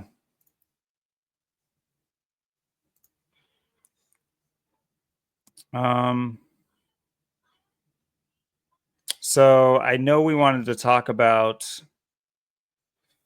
this could end up branching into a broader subject, but I feel like, to close us out this episode, I really think, it's a good idea to we do have a tendency to, put out like a little bit of a peaceful rallying call for, not necessarily for, and we always preface it this way too. It's not to inflate our channel. That's not necessarily the goal, but at the same time, how else do we know if we're, having an impact worth having? Not to say that we wouldn't enjoy doing what we're doing regardless. I know I do. I enjoy, getting together with you every week and shooting the shit, if you will. But we do have ulterior goals and motives in mind. We've talked about this several times on the channel. One of those goals is, eventually, who knows how much later in life this potentially happens, but almost flipping this into a not a brand, but having a brand be part of our like identity so that we're, at least known enough to have not a following behind us, but a following behind the movement of, you know, self freedom and thought freedom and, expression, and that the things we talk about on the regular that are, slowly being stripped away from us. Pushback, basically being, a form of pushback to the ongoing, tyrannical silencing of, of humans that, I think you'll agree that, en masse humans, we're not humans, but people are just signing up for, volunteering for, and whether they know it or not. And it's really sad to see. But on top of that, when you have people that are willing to put themselves out there and make an effort, like I said, it's not about inflating our channel so that, it's not an ego stroke. This is a welfare check. You know what I mean? Absolutely, yeah. And it's like, um, tying in, the aspects of time too, how we spend our time and where time is going, it's like, yeah, it's hard to say what I really see for the future right now. Cause it's like, I look, we're in the second half of the calendar year now. So I'm already kind of looking to, the end of the year somewhat before it's going to be here in 2026, 2027. And, um, yeah, we know things are only going to get much worse, than that time and in the next 5 to 10 years. And the time is just like I said, it's moving so fast. And the thing is, it's I'm looking more like how what we're doing. And I agree 100%. What we do is amazing. Calling the races every week. Pretty much down to the wire. Bringing all these other interesting topics like time and stuff too. And yeah, and it's crazy to think, it was today's July 6th. It was January 6th. It was our first episode of 2025. It was episode 16 where we our channel blew up that episode for whatever reason. We had, over 600 views. Um and I brought up in the that the last two episodes, we only where there are worst two episodes with as far as views go of our whole channel, especially this last one. We're making over 600 views, and now we are struggling to hit 20. It's like 97% of your views just disappeared in half a year. And at this rate, it's like you look at it, it's like, are we even at this point, are we even going to have a channel by the next 2 months? Like just 2 months ago, we're at least hitting like 60 to 70 views, and it's like 50, 60, 70 views. And now, we are really struggling. So I'm just, I'm looking at it like, I don't really, it's hard to, what to make of it, but it's like, at the same time, um, I don't even know what I see on the horizon for myself, going into the next year or two, and what my life and schedule and stuff is going to be like. And the whole thing with this channel is, like I said, if we, don't end up, making money with this channel or becoming successful, it's to have something to go along with, like you said, to have the way we use and spend our time. It's to either have a movement, build a movement, have some kind of form of community, or have something to show, whether whatever it is, whether it's it doesn't matter. We can do anything we want with the channel. It's just that we get you have something and get something out of it. um to where things are going. You just uh it's one thing that like I love coming on here every week too, but it's like you do look at it too. You look at it. How long, with the way, especially with the big beautiful bill and everything that just passed. The surveillance state is just it's becoming more harder to reach people as it is. It's becoming harder to have success on YouTube, and uh, it's getting to that point where you don't know how much time you really have, like I said, on this channel to really do stuff. And with the way things are going, it's like, I'm looking at it now. It's like, man, where are we a month from now? Where are we 2 months from now? Where are we, by the end of the year with things? I'm like, from where we were to where we are, you'd think, all this time, things would be progressing and getting better. And it's like, there's just this massive following away. And it's like, it just looks like more and more as the days and time pass that, everything that we want to have and need to have happen either isn't happening for whatever reason, or people and things are falling off, falling away. So yeah, it's a major pause for concern as we the days and the weeks and the months move on.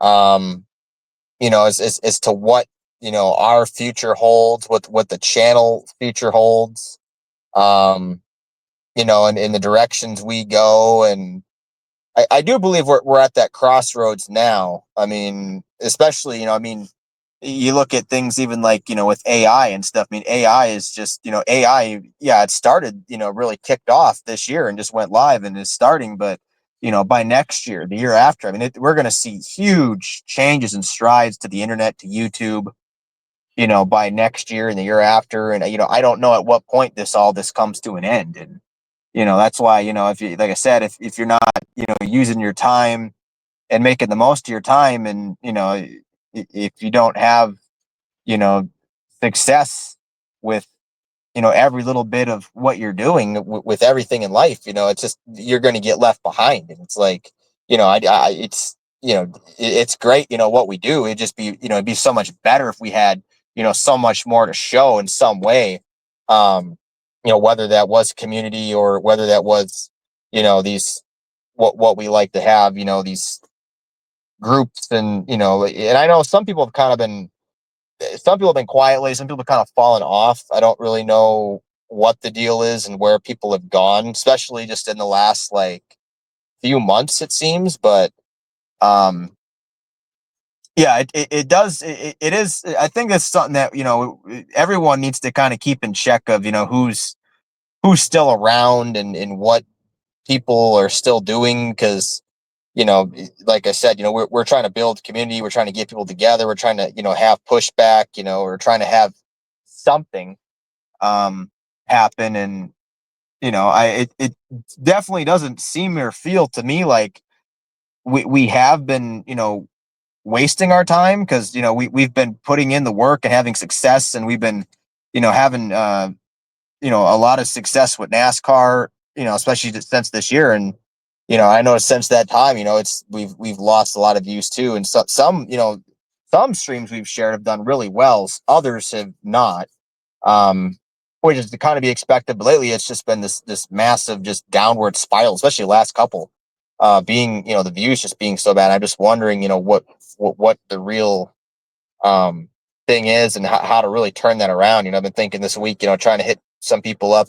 I know I got my tests and other things going on in life, and a lot of other things coming up right now, and, uncertainties in my own life, and, my own future. And I'm trying to, find some other people, some other YouTubers maybe that, can help either share this work, share this channel, or that can get in touch, or that want to, maybe come on here and want to help us out. Cause that's really what we need. We just need that spark right now. Which it seemed like we were getting. It seemed like it was definitely happening. And then it just, for whatever reason, has disappeared, especially as of lately. Um, so the goal is to try and get it back and, use our time to our advantage. But yeah, I mean, time is ticking, and it is, it's, it's very difficult. Because it's, it's hard when, it's a very complicated situation. Because, we're doing great work, and, we love what we do. But, at the same time, it's 2025, and, it's now or never. You got to have big success, you got to have big results. And if you're not, having that, it's like, it does feel like you're wasting your time in a way. But even though you're not, it's very hard to put into words and explain. But yeah, and then, like I said, I mean, you don't know how much time we have with, YouTube, and, doing this, and the way things are, and where things are going, the big, beautiful bill, the police state, the surveillance, all this stuff, and AI, looking to cut us off up ahead very, very soon. And, I just see major changes by the end of the year, going into 2026, 2027. And, I don't know where I see things right now. There's a lot of uncertainty in my own life, and even just trying to, I don't know, with financials and stuff, next year and going after that, having to pick up more work and more jobs. And, I'm thinking, how I spend my time, is it, maybe 2026, I gotta, I've been thinking lately, maybe I gotta quit the gym, quit running, quit the trampoline park, give up all my stuff and spend all my time into work and making money, and just switching everything up I'm doing. Because that's just where it's going. That's just the truth of the matter, is you just have to give up and lose everything, and, just have to deal with the times ahead. And it's only going to get worse. But, it would just be, it would feel so much better if, things, seem like they were kind of going in the right direction. I feel like they could be, but I also feel like a lot of people right now have just, for whatever reason, just fallen off, or they've kind of disappeared. And, even some other YouTubers I follow lately too seem like they've just kind of just vanished the last couple months. And I'm not sure if they've quit or given up, or they've just fallen off or what the deal is. But I do feel like we're coming to that point in that time. And, like we've said it many times this channel that we are at the very end of reaching people as it is. We are at that point. And, you always want to get that one last person. And I try reaching people in, person too. But, some days it feels like you're invincible. Other days it feels like everyone you're like glowing. Everyone wants to be around you. It's weird. And it's kind of how it's felt on here. But, yeah, I think this is something where, as we talk about time and the subject of time, this is something where, how we spend our time and what our future looks like and kind of forecasting the rest of the year, 2026, 2027. I think this is something we got to continue and got to keep up with, especially to have success and game plan and figure things out and to get the most out of things. I know we get, shout out to, Dale Battaglia. I know he's always, leaving a ton of comments, trying to help boost the channel. I know Rick James, see him as well. I know we got our racing buddy too. That also pitches in. I haven't really seen anybody other than that in the last like couple months, really. So that also Yeah, kind of no confirmed. influx of anybody new. And these things can be explained, and it's not, we're definitely not approaching this from any kind of conspiracy level, I don't believe. But what we're kind of talking about is that, to have kind of grassroots growth, it takes, we can do much more to get our quote unquote brand out there. And there's things that I want to do. And honestly, I like, maybe I'll make a community poll too for whoever is subscribed to us. What do you want to see? I thought about, potentially one of these days getting together with you, going down to Pike's Place and doing, like a question video. Maybe not a, a blowhorn on the street video, but us having a video camera or our phones, whatever, and just going and asking people questions, having questionnaires, like coming up with good questions. Maybe in the community can pitch in with what we ask people and gauge their reactions and see how, get the general pulse of things. One thing for sure is like almost, never mind the channel almost. I just feel like that we should, have some form of like hanging out more often than where we've been able to do. Like I've floated, potentially going on a camping night or day with you, or hike and camp and stuff like that. I'd still definitely like to do that. That'd be sick if we could somehow swing that. But besides that, and not, when I've mentioned it, I'm saying, we can, film it too. I can, potentially get a little GoPro or whatever, or if I have service wherever we're going, just film it, or even do a live stream or something like that. Just, something different for the channel or whatever, because at the same, it still falls into that kind of category of, yeah, we're talking about pushback, but we're also talking about like pulling up. It's like, we're pushing back government, and we're, trying to pull up our fellow man. And I feel like, the reason our channel, one of the reasons our channel doesn't get any traction, it might not be the most flashy subject matter, things of that nature. Okay, that's all fine and good. Doing a man on the street type of thing definitely could probably boost our goals there. Whether or not these things are easily accessible or possible, that for us at these particular moments in our lives, that's what's made things, you know, difficult. Not difficult, but just, not feasible currently. But it's still, like we said, it's something that we work towards. And what I'm coming from is that I would like to see, it doesn't even have to be views. It doesn't have to be insane things. Really, just like any kind of engagement. We've gotten no emails. We got one email from Dale, with some helpful hints and stuff like that. And yeah, and it was very helpful and cool, but and not a but in a bad way. I'm grateful for him and all of his, comments and everything like that. Awesome dude. I'm sure we could both hang out with him if we were in real life. But it'd be nice just even once in a while, just, it's not so much seeing a new person asking a question or anything.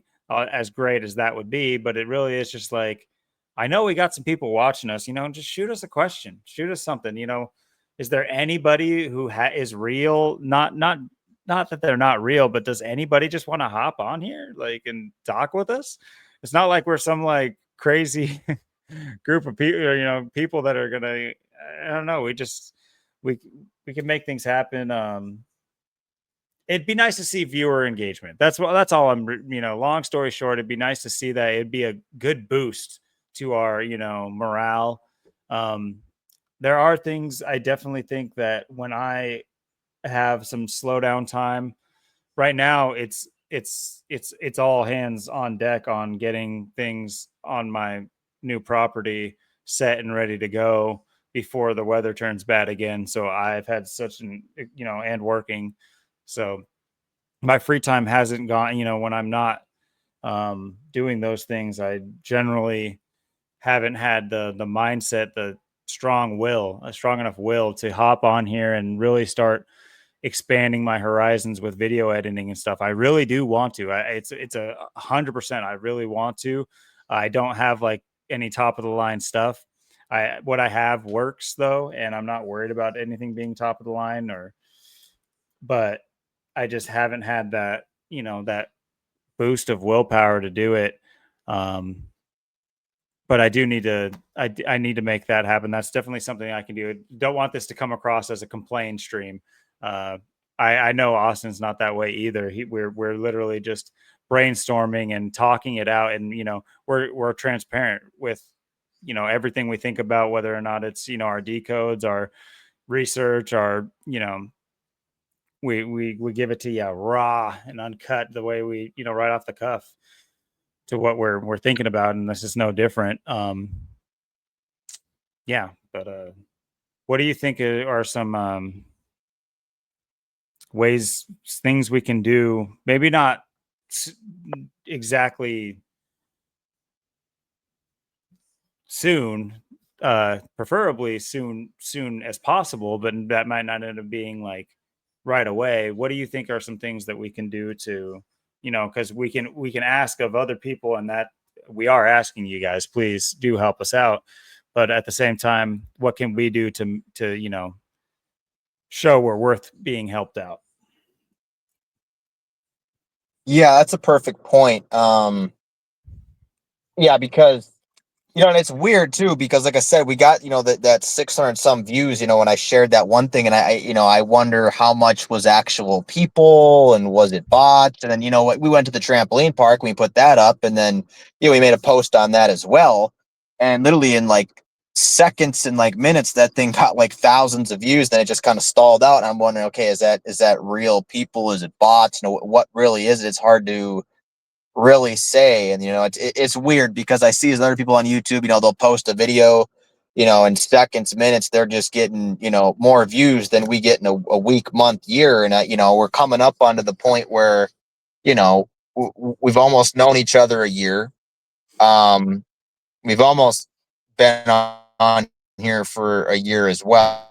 We're coming up on that as well in September. The end of September there, and August coming up, a year since we've met each other. I've been thinking, depending on how my tests go and how the scheduling goes, and if I pass, and what also kind of plays out these next few weeks and stuff, to like month and a half. I was thinking maybe we do something in August, possibly, if I'm able to schedule something, or I have time. Maybe we go to Mount Rainier and do something, or if it's not that, maybe we do something one day at like Pike's Place or something. Um, probably sometime in August right now, the way things look. But we'll Adrian's see. birthday is in August, so maybe we could plan around that. Yeah, that'd be perfect. I mean, I'm kind of looking at that time right now, seeing how things do play out right now. It kind of depends on a lot of other things as well. There's a lot of Mhm. variables right now, but yeah, definitely. Because I mean, like I said in the last stream, last stream was 2 months since my birthday already. It was 2 months since we've seen each other, and like I said, I mean, you're the only person that I hang out with, besides my friend I met there in class. And, I hang out with her, hang out with you, and that's it. I got two people that I hang out with in my life, and everyone else doesn't even matter. So it's like, yeah, I mean, that's just the thing. I mean, that's, another reason we do this is, it's to get other people in, the internet, you reach people, and, you'd like to feel like you're reaching people. So, yeah, I mean, as far as that goes, definitely more stuff like that, when we can and stuff. I know we um, both live, like 2.5 hours away, 150 some miles or whatever. So it's meeting up can be a little bit challenging sometimes, with money and time and stuff like that. Mhm. But, definitely still doable. Um, Definitely, I would definitely like to do more of that too. I know my schedule as the year goes on, we get into next year, is definitely going to be changing as well. Like I said, just trying to find more money, look for more money and work and side things and things like that. I've been doing a lot of, like, the week before, I know I brainstormed. I must have sent like 20 some videos to my phone, looking at ways to get businesses going and things like that, side gigs. And I've been doing a lot of brainstorming myself lately, and just, really wanting to be productive and successful. Especially now, I'm in my 30s. I want to be able to, live my life and make the most of my life, and, put a lot of uh, time and energy into, it's that feeling when, you have so much to give. You don't want to, you feel like you're wasting your life, wasting Mhm. your potential. And, and that's just kind of where I'm going with things. I mean, I'm looking at it now. I'm like, yeah, I mean, the way things are going, sooner or later, I'm probably gonna have to give up the gym and give up the trampoline park, give up the running. All these things are my life, but, it's gonna be hard to give up that. But that's just, the reality of things and where things are going. Sadly, you're gonna have to give up everything. I mean, YouTube's been around for 20 years, but this ain't gonna be around forever. What we do, isn't gonna last forever. I mean, things are, that's why I like to make the most of things. And, you know, things, once you've been around as long as we have, things always are changing. Things come and go, and nothing's forever. And, you want to make the most thing, especially, the point of our lives. We're still, I know you got your own life and where you're at in life, and I got my life where I'm at with life. And that's just the thing. Yeah, I mean, getting out more, doing more things like that. And just, yeah, and like I said, just the whole direction of the channel. I mean, I'm not sure. I'm not sure where we're going to be by October at this point. I'm not sure where we're going to be, by November, by December. It's very hard to say where we are, what my life looks like, what my schedule looks like. I've been thinking a lot about this the last couple of weeks, especially last week and this week. Like, just, being at the center point of the calendar year, I really don't know. We know changes are coming, things are just going to get worse, but, you try to look ahead, and it's like, um, you know, trying to figure out, what direction to go with things. Maybe next year, as much as success and stuff as we've had with NASCAR, maybe people don't want to really hear it, or maybe they want to hear less of it, or, I like doing the NASCAR. We've had a lot of success with it, but maybe there's better things to talk about. Maybe less gematria. Maybe it's, we just change what we're doing completely. I thought, like the last week with time, that was a really open-minded thing. I kind of time this week too. A lot of things dealing with time and how we spend our time, just the way time is moving. That, just trying to get people to, whatever people are susceptible to. And and it's hard too when you don't really have a lot of feedback to work with. What people really want, what people really are looking to hear, and, how to get people involved. And, um so it is kind of, it's challenging. But, like we say a lot though too, I mean, you got to look at, there's very few people that, have YouTubes and, have channels, and do what we do. And, you know we talk about some different things. Last week, like I said, brought up the Idaho thing, we brought up the Texas flood. So, we're hitting different subjects. I just don't know what people really want to hear, what interests people, what's going to get views. NASCAR. I mean, to be, doing as good as we do, you would think more people would want to, be listening and hearing and be intrigued. But maybe not. Maybe I'm wrong thinking that. Maybe people don't want to hear about time. Maybe they do. Maybe they don't want to hear about Idaho or Texas or something. I just don't know at this point. It's just like we're kind of at that dead end road, and that's why I think it's so important to have these kind of brainstormy type things, um, to try and get some kind of direction going for the future. Because just we're at that point where there's just so much uncertainty. There's so much uncertainty in the air. And you just feel it. I mean, I know I feel it. I've been feeling it big time since my birthday, and it's crazy. It's been that long ago already, and um, it's been a while since we've seen each other, and since they even got out of class, and all these things that have been happening. It's just like you just don't know what's coming next and what you really see, and if we had more of a clear direction to kind of take things, or whether we make money, whether we build community, whether we just get more views, or maybe we just get somebody on here, just more participation, or whatever it is, or you know it just whatever we can do with the time. And like I said, I know a lot of people lately, like I've noticed, seem to have kind of just lately have just kind of either vanished off YouTube. They've either given up, they've quit, they've walked away. I've kind of seen this from a lot of different people lately, and I've just kind of just it's just kind of I don't know, it's just kind of a strange vibe right now. I know we keep clicking, every week doing this, at least once a week, and um, I know we shortened up our videos a lot. I thought that would help the video, the views and people trying to get intrigued with stuff and want to hit us up. So yeah, I mean, right now we're kind of swinging for the fences because the channel's kind of on life support all of a sudden lately, and I'm just kind of just going, well, I don't really know why, but like I said, sometimes I've shared it and it's done really well, and sometimes I've shared it and some haven't done well. So it's kind of what to expect. But lately, it's just when you're just seeing just a downward spiral trend and you're getting your worst results, and you've almost been on here a year, you'd expect to be going up and doing better for the most part, not going down. So it's like I don't know lately. It's just it's a weird vibe. There's definitely a weird vibe in the air. There's a weird energy, and um yeah, like I said, this week, if I have some time, I definitely want to see if I can share maybe the last one we did and share this one some more. Try and hit some people up with some other channels and see if they become receptive. Maybe we get some more views. Maybe we get some people that want to come on, or they'll help share the work, or they'll have some feedback, or whatever we can do to get a spark going. That's just what I want to see. I just want to see some kind of spark, some kind of life, um, to like really get that excitement back, like we had to start the year off with the 600 some views, and then the views, the trampoline park, just kind of that type of vibe. You get those big like shock waves that just kind of you know build Revitalize. momentum. Yeah, that's what we need right now. We just need something because lately it's for whatever reason, it's just been really stagnant.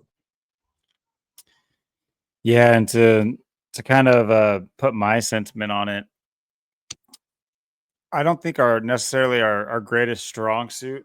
Not to say that it's weak. It's a weak point, but I'm not really looking to be a headline chaser.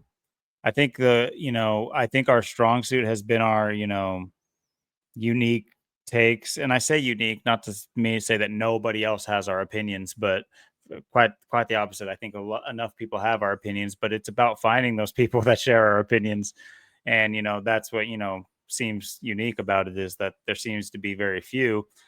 But anyway, it's I don't think headline chasing has been our strong suit, whether or not it's been our research into Nirvana, uh some pop culture things that we did, whether or not it was some movies or just our on the cuff, off the cuff research, live and having our own analysis about it. I still remember that.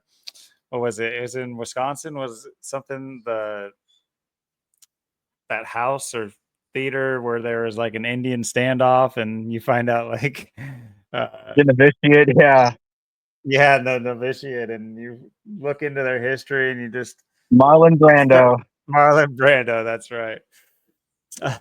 Yeah, but yeah, not made for TV or anything. Yeah, I'm sure it was all real. But yeah, things of that nature, I've thoroughly enjoyed those. And yeah, I mean, NASCAR is not going to be forever. I still think that we do it weekly until the championship. I've enjoyed it. Um, but Absolutely, yeah. if we were to have feedback on here saying, "Hey guys, you know, I don't even think it would be impossible for us to like hop on here and do like 45 minutes and then do our podcast, like do a recording for 45 minutes on a NASCAR race and then upload that and then also upload our podcast." Like that's not impossible, But we've gotten zero feedback. So I don't think that's the deal. I don't think that's a part of it. So who knows? Um, but it's not like these things are like would be impossible to separate, or even, just, I don't want to get too repetitive or anything, but yeah, like what I was meaning by not being like a headline chaser is it can be cool to, of course, things like the Texas flooding and everything. These are big events and stuff like that, and we've done well, with our decodes of, the fake assassinations, the uh, Cybertruck bombings, the, certain things, and we've been able to tie these things into grander um, unravelings or ideas that, we're able to connect dots to. And, a lot of these things end up playing out in the thumbnails that I've had a lot of fun making with you too. That, I think are pretty unique for, I haven't never seen thumbnails like ours, but anyway. Um, so at the same, yeah. So I just think our strong suit comes from our off the cuff, takes. And but I mean, if people want a news channel, if people want a B C D formulaic, we're not going to script this bitch. we're not going against our name. But at the same time, if it were to be like, news point A, news point B, news point C, if that's what people want to see, sure. I mean, what I've really been thinking lately is to reach out to Zach and potentially maybe get him to be, maybe even if we have to make another channel, but be hosts for him. You know what I mean? And in which case, I would take a brunt of the responsibility for it, just because I know you're busy with a lot of that others, what you mentioned it all the time, your job and your schooling and all that stuff. But like potentially lining up guests and things of that nature, and not to piggyback off of him, but, to be a help for him. Because what's really been sad through all this, we can talk about our channel all we want to, but like, an established figure in the truth community, Gematria Effect News, he's been not doing great. I don't know if Yeah. like financially he's not doing great. He does find separate things from, not to talk about that. Who cares? I'm just saying, like, maybe even through Patreon and other things. Uh, Once again, not trying to make it about that. I'm talking about his viewership and people, you know, um, our same issue, our issue of not ever really having that to begin with. But you see it in a channel like his, where from the beginning, from the moment I've been on his channel, it's been engagement, engagement, engagement. Of course, he had certain things like he did that talk show, TFR. He did TFR. TFR. So, there you could say that's a fine argument. I can understand how you might have some engagement drop off on there. I would have to say good, because I would say that was a 50-50. That was a rough listen. I listened to every TFR since I watched Zach. And but man, some of those calls, like, they don't just meet you in person. They hit your phone lines too. And you could just tell the people that were holding it up and not, being a real contributor or anything. So my point behind that is like, I don't know how many people were just like, man, he doesn't do TFR anymore. Okay, he does the same thing he did on TFR, only concise, to the point, and you can still call in. It's just that he now, instead of like just booting you, uh, or instead of not booting you because it's like a call-in show, he'll boot your ass if you're just not sticking to the points and the subjects and everything, which is good. It Why would, if you're watching and not engaging, why would you want people coming in changing course of what you're watching? You're watching it already, so why would you want people to mess with it? I never really understood. But anyway, point being, his engagement is dropping off. It's easy to witness just from where it was when I first joined him to where it is now. And then we have anecdotal evidence, in Portland, that was abysmal. Yeah. I still am so disappointed. It's just like, I was almost rude when we were walking around with the chat and everything because I just, man, still to this day, there's so many. I saw so many people that if I should have screenshotted stuff that were saying all about, oh, Portland. Oh, I'm right out. I'm right there. I'm right Yeah. there. Oh, I'll be there. I'm right there. And they're like in the chat when we're out there. It's just like, come the fuck out here, guys. We're outnumbered by kids on bikes right now. We are actually out. This is sad. We're outnumbered by drunk black ladies. We're actually outnumbered. Anyway, so on a positive note, things we could do. I need to work on video editing, getting some shorts uploaded, and maybe even planning out shorts with you. Um, so that way they're not just super cuts or edits from our content we've already put out. Although I do have, I have that, but as far as making fresh things, we've even floated in the background talking about doing skits and stuff like that. That's not off the table. It's just right now it's really hard to plan a skit out with you. Like, it's not just that you're busy and I'm busy. It's just like everything that comes with it.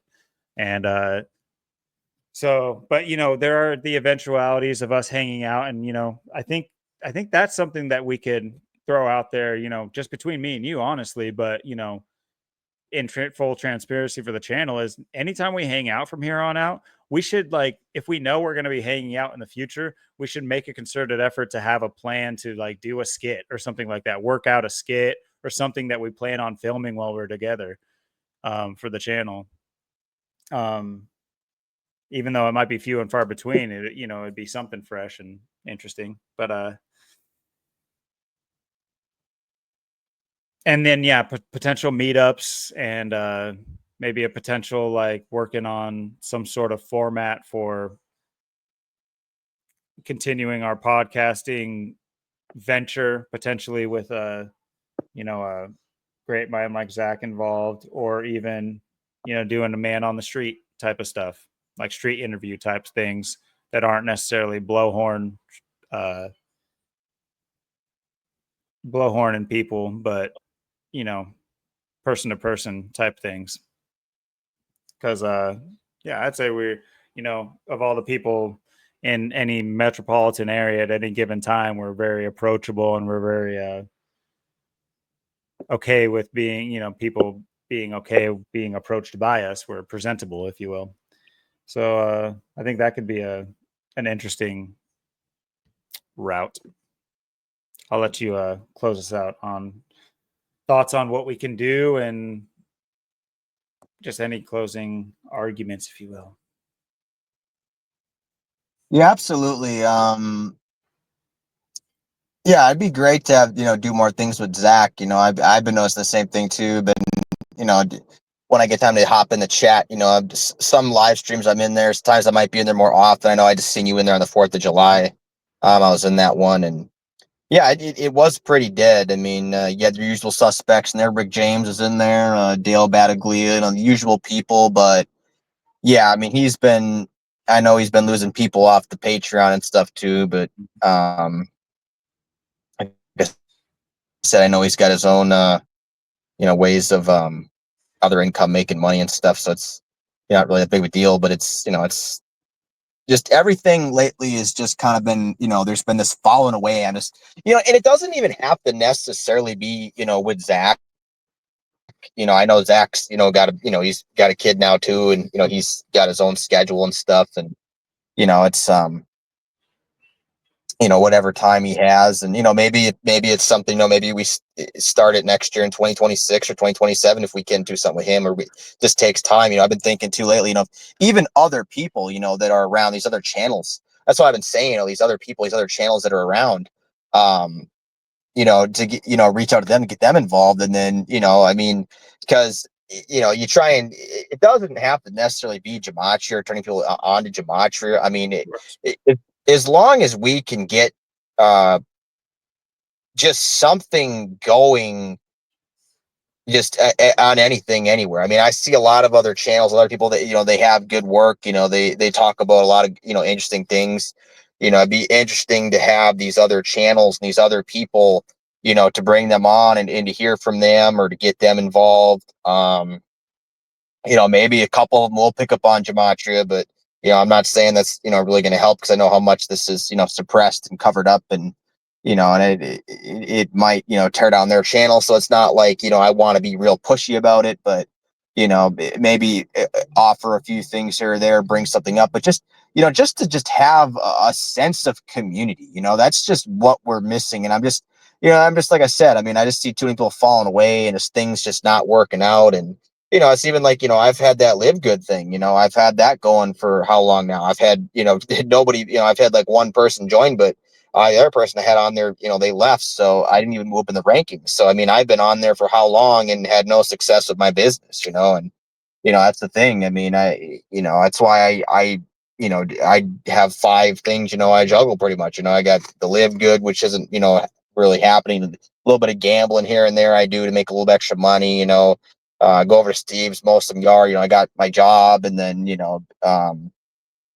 with Live Good, and then, gambling, and then, Steve's, and then, my job. And then I haven't done Uber since April. So, that's kind of been out, and I've been, trying to find, there's other, there's like TaskRabbit. You can go help people move and make some pretty good money. There's, Job Line here, just up the road. You pick up work for the day, work for like 20 an hour or something, or, go, like I said, you know, go to TaskRabbit, find, people that need yard work or moving or something. There's things that I'm definitely, looking at and stuff too, because, I haven't really had any help trying to do the things that, I wish could be happening, especially, since, we don't make money on here, and there's no money coming into my Live Good. And, it's just, we just really need a sense of community. Everything just feels so dead right now. Zach's channel, um, I definitely notice it, and even, I've left a couple comments lately too, and just the comments just seem dead. The live chats just seem dead. Um, there's not as much interaction as there was. There's still your kind of usual suspects, people that have been around, but there's just a lot less people. And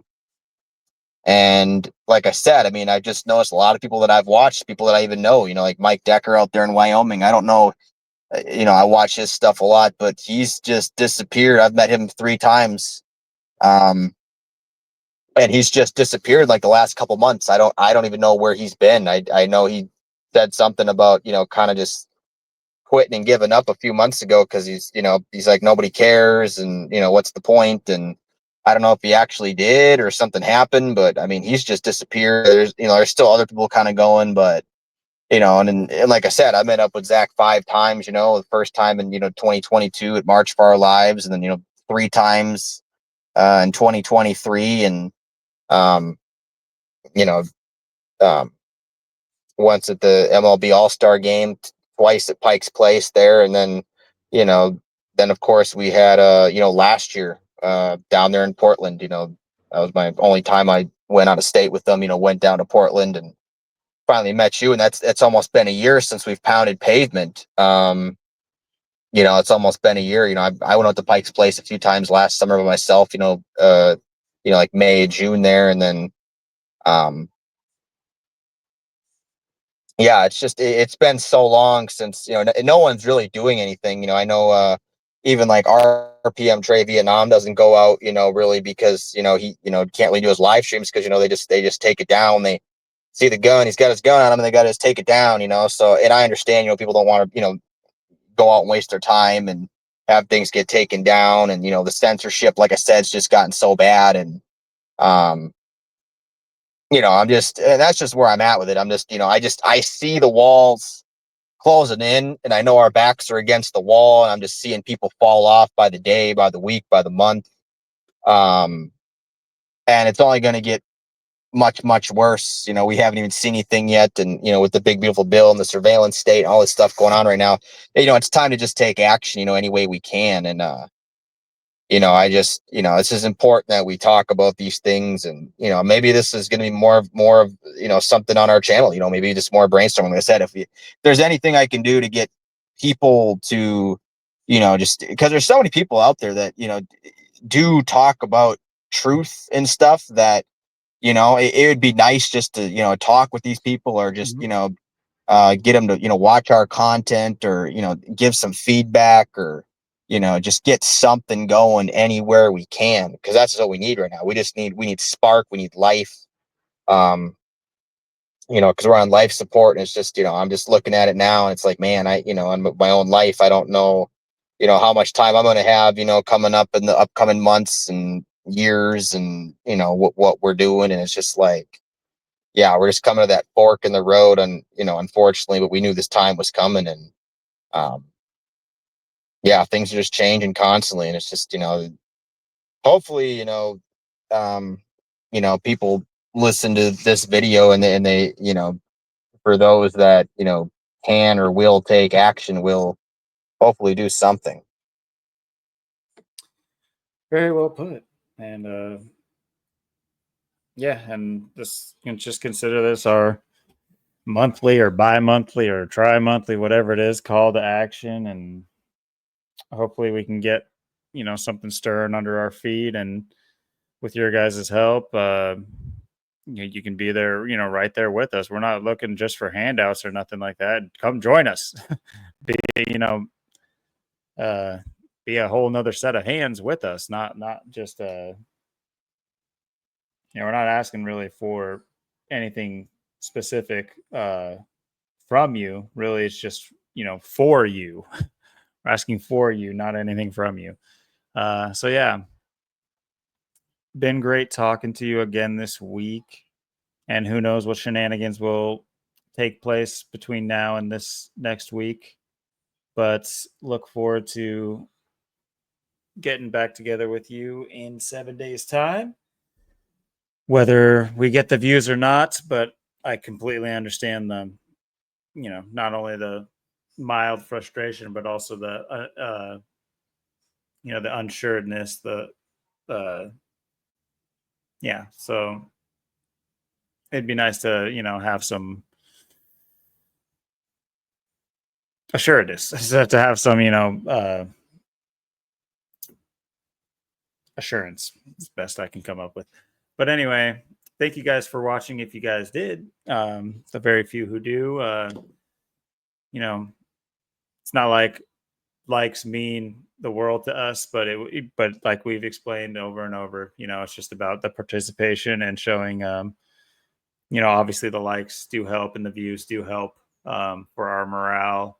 But of course, at the same time, any, um, suggestions on what we could talk about, what we could do, what we shouldn't do, what your favorite flavor of ice cream is. I don't really care. Put it down in the comments. Our scrolling emails, they're all episode. It's also pinned, it's also in the description. Hit us up with long form, anything you want to talk about, or if you would like to join our podcast or discussions.